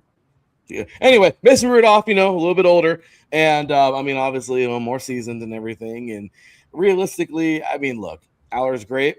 I like him a lot, but it's a little too steep right now for me to say, okay, he is what it is. But we've seen what Mason Rudolph can do. It's not like he's the greatest in the world, but if Rodgers goes down, which we hope he doesn't, or anything, or at least some of us don't ask Adam that one, but. Even though he's no longer in the NFC North, he don't care. Adam does not care. Okay, but he's solid. He'll get his chance. But realistically, I don't know. I just feel like, let's see. And look who pops in at the right time. Dan McCullough, man. He is our Green Bay Packers insider here. He says Green Bay secondary depth is terrible. So I think Alar should be quarterback 2 anyway. So Aller, sorry. And Aller was actually a third round pick. So he was a third round. Right. 76 overall. See, so he was back there. So I'll need another game to evaluate him. So there you go. I think the same thing. Look, he's going to be solid. But as of right now, I kind of feel like, does it even matter? It's not a cop-out. I'm going to go no. I'm going to go backwards in this one. I think Rudolph will still have that runner-up spot because he's got to learn and everything. But can he have – is he look good? Yeah, he looked pretty great. Again, you're also going against other practice teamers too right now. But, first game, but I guess that would be a fun question to ask. So a little negative here. Let's see now that I'm out of the equation. I haven't felt that all season. All show long. So it's going to be Mike. What you got for us, buddy? Yeah, I tell you, I'm going to agree with you, Larry. This is not to say that he couldn't eventually take the number 2 spot, maybe at some point down the road in this regular season based upon a variety of factors. But, right now he's got to come in. He's got to learn the system. He's, just got to absorb everything, be a sponge to start. Obviously, a performance like that is great. It builds up the confidence a bit. But right now, no, it's a little too early in the game. Totally. Teran, you want to – we're both going boom, boom backwards. Teran, are you the stroke of positivity here? Are we going forward or no? I'll give Drew Aller this. He was so good. Jerseys, this Pittsburgh Steelers sold out of Aller's jerseys after that amazing performance. But that being said, Mason Rudolph has the experience factor. He's actually started games for the Steelers in the past. Unless Drew Aller has another masterful performance and the Steelers see something that they don't see out of Mason Rudolph, I think Drew Aller will probably he'll at least get a 53-man spot, but he's probably going to be quarterback 3. But it's still a promising sign because here's the thing. Drew Aller was supposed to be a potential first, maybe second round pick. And then his injury happened last year, which sadly derailed his draft stock as well. So the fact that, and he was the third quarterback taken in that draft class after Fernando Mendoza and Ty Simpson. So I think Drew Aller has upside, but I think he's going to be quarterback 3. Maybe he'd be quarterback 2 elsewhere, but for now he's going to be quarterback 3. Yeah. Agreed. We're all going that direction. We're punting the ball away. I completely agree, guys. Again, hey, it's nice. And again, even the injury, we'll see. I'm not saying anything bad about him, but as of right now, he's going to Rudolph shouldn't be worried about his, if anything were to happen, he's the one who straps up and gets out there. He puts the chip on, so I don't want to talk about this. I don't want to. No, don't laugh. I don't want to talk about this crap, but we have to, and I have to be fair. I try to avoid these guys as much as I can, but whoop-de freaking do. All right, well, here we go. So, Raiders #1 overall pick. That's the only freaking reason why we're talking about this team right now. Raiders #1 overall pick, Fernando Mendoza. Poor kid, I feel so bad for him. Threw his first preseason touchdown. Good for him. Raiders are still trash, but good for him. And this is another reason why I wanted to ask it because, well, we have ourselves the Indiana man right here. So, Raiders #1 overall pick, Fernando Mendoza was his first preseason touchdown. Awesome. Did Mendoza cement absolute control of the Raiders offense this August? Do you think with that first drive, he went out there, he commanded the ship, he was out there for a good minute. He played well. It looks like his teammates are rallying around him. It looks really good. It looks great. But again, different views. I don't know. Let's see. Let's see what everybody thinks. It's one game, but sometimes that one game and a little bit of training camp says a lot. So let's see. And it's going to be the Indiana man. What do we got? You know what? I'm going to give you some positive, Larry. And the reason I'm going to do that, not just to be nice or anything like that. I mean, although I'm a pretty nice guy. Obviously, watch Mendoza a lot at IU, and not just on the field, but off the field, and how guys tend to rally around him and how he handles himself in the public eye. He's a hard guy to dislike, but players have said the same thing. I think he's going to take that onto the field. He's very controlled, a lot of poise to him. So I think, yes, I think he's going to be able to take command. And I think the team's going to rally around him. I think he's going to have command of that offense. My concern, obviously, is can they keep him upright? Is he going to have protection? He can be a little elusive, but at the same time, he's not the most athletic guy, right? So he hasn't seen speed on the other side of the ball like he's about to see. So that's going to be a little bit of a concern. But I think when it comes to just having the troops rally around you, having command, having flow, and some confidence in the offense, I see some good things there. It's just, again, can he stay upright? I'm so with you, and my gosh, I'm gonna piggyback on that one in a few seconds. Let's see if I get it. If not, it's okay. I'll say what I have to say after Teran. But I am. Oh my gosh, I agree so hard. Teran, give it to us, buddy. What you got? I wouldn't say he cemented absolute control of the Raiders' offense. But honestly, I can see him starting at some point in the season. I think he's actually their best option to start for week 1 and beyond. But I need to see more from Fernando Mendoza. I think he's an absolute stud, and I think he might be the Raiders' saving grace.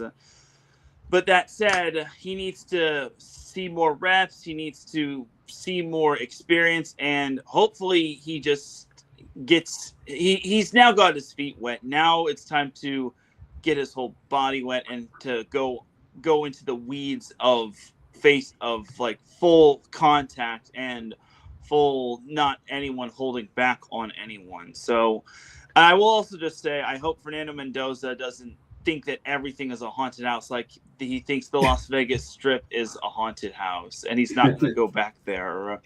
So to answer the question, not absolute control of the Raiders offense, but soon he's going to be the signal caller. The Raiders are a haunted house. Let's just call it that. I'm sorry. God, there's Brandon Francione. Wow. Brandon Francione says here he should be having Bowers as his tight end and Genty for a running back, but needs to bring out the best of his wide receivers, just like his owner. Wow. I don't want to talk about his owner. That's fair. We're not going to do that. But I will say this. Both of you had great points. Big Mike, my gosh. Offensive line. I mean, you couldn't, both of you, like I said, great. Loved it. I'm sorry. I don't care. I am so hard on these guys. I do not care. They put me through crap the last 2 decades. They've been horrible. I don't care. Get Ashton Genty. Awesome. He did nothing. I wonder why. Okay. Brock Bowers, to get him. That's awesome. He does his best when he can catch the damn ball. Now you get a quarterback who can throw the ball pretty good. I'm sorry if he can't throw the ball. It's not. Nothing's gonna happen unless the freaking 5 dudes up front are gonna do something. True. I'm gonna be real. No Thank light, you. no shine. Thank you. DJ Glaze, good for you, buddy. You're a 3rd round pick a couple years ago. You've made your own. I still need to see. We all need to see some more, but you know what? Dude's got some promise. Jackson Powers Johnson, I love him. He's a freaking stud. I love him to death. That was a really great pick. Love him. Love him. Love him. Love him. Linderbaum, solid. But again, we need to see more. Spencer Buford. I'm going through the whole offensive line, guys. I'm sorry. 4 years in, Buford has promise, but I don't know. And Colton Miller, if you don't freaking get it together, I'm sorry. I don't care, man. I've seen enough. Like last year was just horrible. I mean, they couldn't. These guys, man, they couldn't block a 8th grade defensive line. I'm sorry. Like, oh my gosh. I mean, it's. I'm sorry. I don't give a crap. So people can get mad at me, say what you want. I do not care. I've seen it myself. 3 wins last year with basically the same guys. I'm sorry. So unless these 5 dudes up front get it together, you can go get all the weapons you want to. Right. I mean, I'm sorry. I feel bad for Ashton Genty because it's like he wants to run. You can tell. He just can't get out of the backfield. Right. That's all. So again, guys, I went a little deep on this one. I'm sorry, but I just will say that offensive line. So Mendoza, love him. He's going to be as good as his offensive line. That's all there is to it. And that's where that question lays. Again, hate to say it, but it is what it is. Get mad at me, Raider Nation. I don't care. You already don't like me enough. I don't like you either. I'm sorry. I mean, I'm sorry. Like, tell us how you really feel, man. I'm sorry. I mean, I deal with Raider fans all day long, and I'm like, am I the only one? Am I the only one that sees this? And then I run into some others that are like, no, I see it too. I'm like, okay, you and me, we're cool. Like, Dude, I'm the same way as a Colts fan. Same thing, dude. Same thing as a Chargers fan for me. Yeah. The delusion is real in some people, man. Like, no, we're going to Super Bowl this year. Huh? Yeah, what is that you're smoking? I think First, you got to win a playoff game, which hasn't been done in how long? Like, am I missing something? I'm telling you. Yeah, anyway. So it's nice to be optimistic, but optimism and delusion are correct. You're right. Final question of the day, you guys. I had to. I'm sorry. That's a good one. So this one's a fun question because it's kind of, I don't know. It's just the week 1 thing. We haven't even seen all the week 1 preseason games. We got some coming up in just a little bit and everything. But again, with kickers drilling absolute bombs like Spencer Schrader, 61-yarder, which is pretty cool. And Joey Sly hitting a 50-plus. Well, he hit 3 of them, 50-plus yarders. Our special teams weapons becoming like the ultimate preseason storyline right now because you're hearing a lot of it. I don't know why I'm seeing stuff like that. It's funny on like social media and everything. And the next thing is the little bit to add to this. I didn't add in the question here. This is a fun one. I'm sorry, that just took me away from this. 100%. He's not wrong. Especially for those that said Tua is going to be better than Herbert. Yeah, right. Should have drafted Herbert, by the way. Yep, He was they had right their chance. there, and then Yeah, y'all they took did. Tua, and look at what happened. Tank for Tua, tank with Tua. That was a good one. I'm sorry, that was a good one. But I'm sorry. I agree. Trey Smack, 2 58-yard field goals and 4 for 4, even though it don't count. Is it? Yep. Look, I agree, guys. And the reason why I bring this one up, and I should have added it in the question, but for our viewers out there, again, last question, we're almost done for the day. But I will say, now that the UFL did their famous 50-yard plus is now 4 points, and you already know that's the training ground. Well, that's the tester ground for the NFL. Guys, we might be seeing that in the NFL in like the next year or so, maybe next 2 seasons. And you see these guys kicking from crazy distances. What do you guys think? This is a fun question. So let's bring up our randomizer one more time. It's Mike. Watch. Just enough. That was random, Mike. Well, it's not just a preseason story, but you look at just, the past few seasons in particular in the NFL, how imperative it is for these teams to have kickers that are bombing 53-plus yard field goals. And to the point now, if they're not making those long bombs, they're getting cut, essentially. I mean, I do want to say something real quick. Since you mentioned Spencer Schrader, it's funny. He's in competition for his job, which is hilarious because he was the Colts kicker until the Raiders took him out and blew up his knee. Oof. Going to kick a field goal, and they run into him and blows his ACL. So the Colts have to get Blake Groupie, who actually has done well. And now, but Schrader's in camp, obviously, bombed 61-yarder, so it's actually going to be an interesting kicking competition there. They're going to keep one. They're both doing well. But anyway, to your point, that's just what this has become. It's become a league now. It's like, hey, we have to be able to have the kickers that can, be reliable to make these 55-yard bombs. Where back in the day, it was like if somebody cleared over 50, we're like, what a kick! Holy crap! Amazing. Now it's like we do that for 60 and 63, 64 yards. So yeah, it's not always a preseason thing. And you're right. I mean, could we see the NFL changing this up down the road and saying anything over 60 is 4 points? I don't think anybody would be surprised by it. Right? No, I'm totally with you. Like it's crazy. But I mean, the value of kicker. But it's funny because the kicker is like the most. It is so. It's insane, right? And what was the kicker from Florida State a couple years ago that everybody loved and they started missing and now we don't even know where he is? What was that guy's name? Florida State, and then he went to, I forgot, but remember? Yeah, I know you're talking about. Oh my gosh, Ohio. What was his name? Oh my gosh, it's gonna bother me. Somebody look it up. Yeah, please. But yeah, I know it's.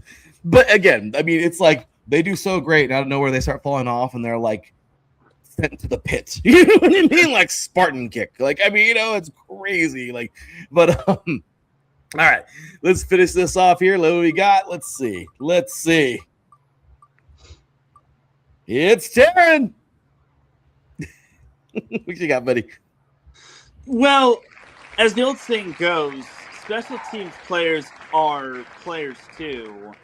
I actually agree. I think special teams players and kickers are definitely a preseason storyline just because they're also out here trying to fight for a 53-man spot. And the most loneliest position in the world is not the backup quarterback. I think it's also the backup kicker and the backup punter, just because they're just sitting there waiting for their chance for an opportunity, just because they're only there just in case the kicker or the punter, the starting kicker or the starting punter gets hurt and they have to come in. So I think it is special teams weapons are becoming a storyline for not just this preseason, but for the entire season as a whole, just because they being a kicker is so pressurizing, especially when you have to drill from a long distance when you're trying to like tie a game or win the game or anything of that sort. So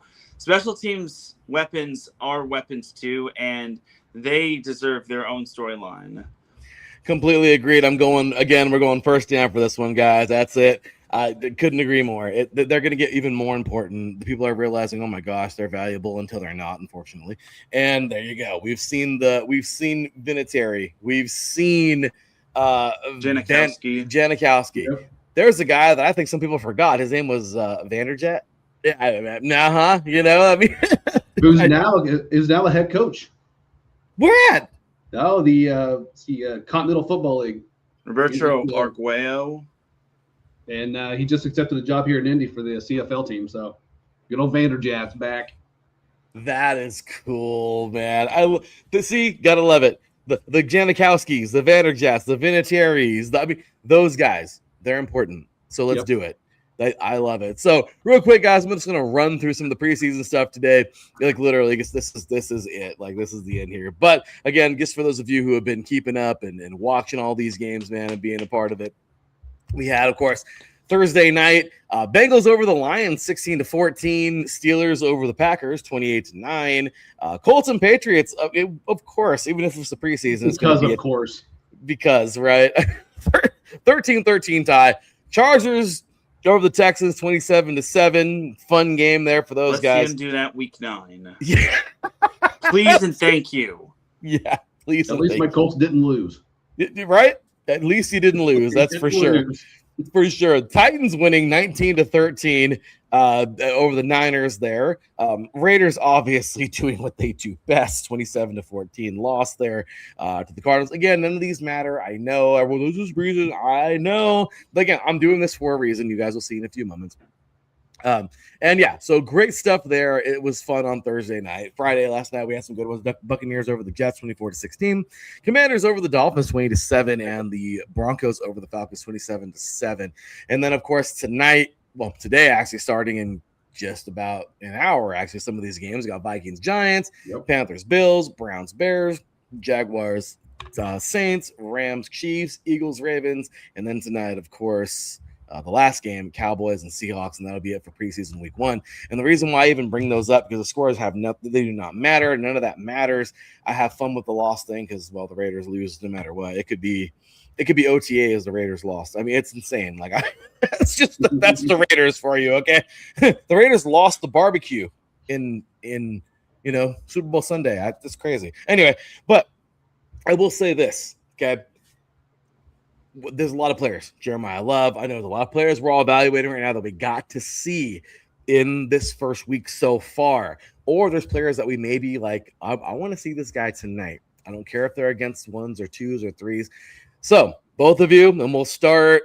Since Mike was the number 1 overall today, we'll just start with Teran. Teran, anybody that impressed you that you've seen so far, rookies or got maybe second-year guys or whatever, and anybody you're looking forward to seeing in today's games? For today's games, I was impressed with Amar Johnson of the Chargers. I didn't know who he was until I saw him. I'm like, who's this guy? And it's like, oh, this guy's pretty decent. I had to rewatch the Chargers-Texans game. And yeah, I mean, I know it's just preseason. I know we're not going to be like overly wowing anybody just because it's not the actual thing. But hey, it's still something. And it means that players actually care and they want to fight for that 53-man spot. And I guess I'll also mention that Drew Aller was just impressive. And the fact that his jersey ran out when it came to the Pittsburgh Steelers in terms of like sales, that takes a lot to do, especially since you were a huge deal back at Penn State. So I think Drew Aller was someone who impressed me, and I actually want to see what he can do come the rest of the preseason. I like it. Good stuff there. Great stuff. Big Mike, this is the last hoorah of the show. What you got? I'm gonna be honest with you. Today's games. There's really nobody I'm really like excited to see. You know what I mean? I'm actually what I'm kind of hoping for is someone to surprise me and be like, "Oh wow!" Like, okay, I wasn't expecting that from so and so. That's so. I would probably take it down that road. Obviously, I do think Jeremiah Love. We talked about that. We touched on that briefly. I think that dude's going to be a baller. Watched him the past couple of years play at Notre Dame. He just feels like he's just going to ball. I know is where he is from an organization standpoint right now, but yeah, that's another argument for another day. I'll be a little bit biased here and show my Midwest bias. I'm a little suspect, or going into season, a little suspect about Colts tight end Will Mallory. Actually had a pretty good game the other night against New England. So that was a pleasant surprise. Hopefully he keeps that up. Obviously, it's going to be the Tyler Warren show in Indy when it comes to tight end. But to have a good showing like that and hopefully build upon that. He's a 5th-round pick from a few years back. Has shown flashes but not been consistent. But that was a nice game he put together the other night. So I was kind of surprised, a pleasant surprise to me. So I like Mallory. I like what I saw. Yeah. I did. I think there's some positivity there. So definitely great stuff there, guys. I'm just going to read off a few guys that I just wrote down. This is a quick little jot from what I've seen, but Aller, obviously, I mean, Yeah. 2 scores. This guy looked good. You know what? Good job. Again, he's solid. 100%. Katron Allen from the Commanders, actually. He had like almost 100 yards, I think. Yeah, against the Dolphins. Again, I mean, everybody has about 100 yards versus the Dolphins. But anyway, I mean, just kidding. But no, great stuff there. He actually looked really good. Caleb Douglas from the Dolphins, though, he was like the only bright spot of the entire night for the Dolphins. I mean, there's a few others, but I really liked what I saw from him. He looked really good. Aiden Garnes, this guy looked solid as well. I hope I'm saying the name right. He's the corner from the Buccaneers. He actually looked pretty good. He got himself a pick 6, which is pretty cool. Jalen Daniels, obviously, solid stuff there. I mean, I'm glad. Let's see what if he can keep producing like that. So there's just a few names that I wrote down that I liked, And then today, okay, couple guys I'm looking for. Ty Simpson. Let's see it. Right? I want to see. I'm not sold on him. Exactly. I want to see. Show us why you were picked in the first round. Thank you. Show us. And who are you guys? Well, we're the guys that are gonna salute to you, sir. Mr. Marcus Lowe's great. It's kind of funny because people and the guys in the NFL, I've always heard that, like, oh, well, who are they? I'm making the money. Yeah, but you also do know that. Who are they? These are the fans that are paying your check, bro. You know what I mean? So show us. I don't care. Right. But I think he'll be okay. We'll see. Chargs are lucky they have my boy Mike. Otherwise, I would be hating. So, you guys, I mean, I don't know. I can't. Who else? Cyrus Allen from the Chiefs. I want to see him. Apparently, I saw him in training camp on NFL Network. Looked pretty solid. Jacoby Lane, the wide receiver for Baltimore. I mean, he's been drawing some attention. And Barham, I don't know how to say his name. It starts with a J. I think it's like Jay Sean or Jai Sean. I don't want to butcher his name, but even though I just did. The Cowboys, the linebacker coming out, he looks solid. I've been seeing some good stuff with him. So I like that, man. I think that's going to be, we got some guys to look out for tonight. Let's see. I saw that. Bro, no, really. Well, on that note, just kidding. Solid. That was fun. But gentlemen, again, man, hey, look, have a great rest of your day, the both of you, everybody out there tuning in. It's supposed like a 2-hour show now. It is what it is. We have 3 questions per quarter, and this is what happened. But it is what it is. Look, again, we'll continue to tighten up and have some fun. Big stuff again this week, guys. This is it. This is the one. Friday night right here. Yep. Be ready. This is going to be the game to watch. I mean, that's all there is to it. There's no way around it. Number 1, St. John Bosco. Number 2, Bishop Gorman in high school football. Going to be a huge one. Oh, yeah. Look at Teran's excited. He's mischievous right now. He's happy. No, that's going to be fun. We're going to have ourselves a great game on Friday next week. Don't forget, we also have that same night, Brentwood Academy. Number 14, Brentwood Academy in Tennessee taking on number 12, Baylor, Tennessee. I think I know somebody's son on that team. Whose son is that? Oh, that's right. Manning. Mr. Manning's son. There's more. Yeah, they just don't stop. They don't. So Marsh Manning, if you will. He'll be as a freshman, starting on varsity. Kind of, I mean, he's his dad's Peyton Manning. So yeah, I'm just saying, I was expecting that, Yeah. Let's see how the young man does. I'm really excited to see that happen coming on up. So those are on Friday night. Just looking forward to those games. And again, some more great games coming your way. But the high school football is definitely the big one. And of course, lots of NFL preseason coming your way. That's going to do it for today, you guys. Any last thoughts, words, comments, Big Mike, Teran? No, I mean, I'll piggyback off what you said. It's really going to get going next week, So tune in. I mean, check those games out. Or Max Preps, wherever. YouTube through Max Preps, I believe. So we'll have to talk about those next week, I'm sure. And then obviously another preseason. I mean, we're just getting closer to when it really starts kicking off, so to speak, when everything's on full go. So it's one of those things. It's like, yeah, hurry up. And it's here.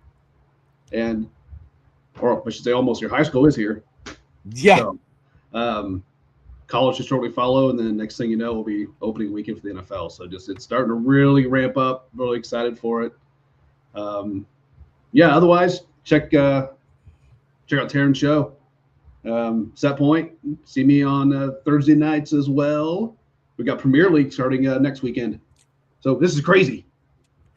It's about that time, guys. We have It is so the much. most wonderful time of the year, my friends.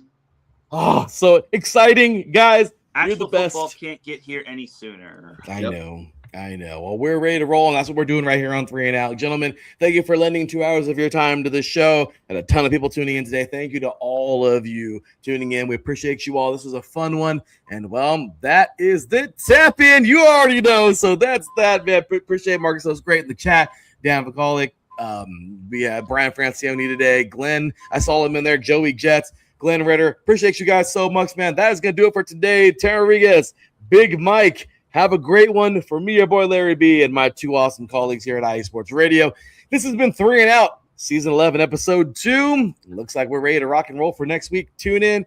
Let's have some fun. And we will see you, of course, next week. Take care, y'all. And as always, God bless. Peace. Peace.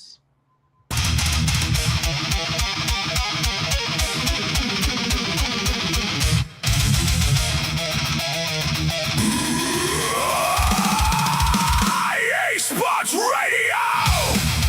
Your direct feed for all that is sports. From August to February, this is 3 and Out.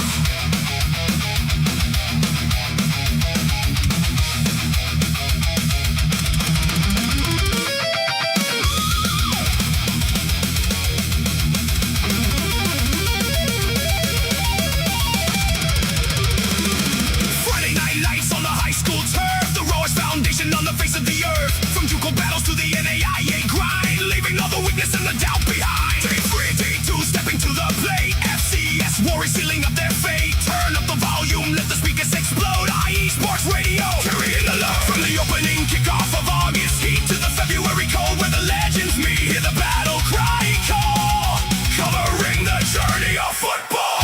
3 and Out, from the high school to the pros. Every single game, everywhere it goes. FBS power, Sunday lights burning bright. We lock it down, and we own this fight. 3 and Out. 3 and Out. FBS giants colliding in the fall. Power conferences standing tall. NFL Sundays punishing the block. Tick-tock running down the gridiron clock. Players on the journey from the youth to the show. We break down the tape every single week, you know. From the Senior Bowl up to the NFL combine. Every single prospect crossing the line. Playoff brackets locking, championship bound. The loudest network in the sports underground. Hear the battle cry call. Your direct feed for all that is football. 3 and Out, from the high school to the pros. Every single game, everywhere it goes. FBS power, Sunday lights burning bright. We lock it down, and we own this fight. 3 and Out. Bowl season national championships. The draft board, the journey. We cover it all.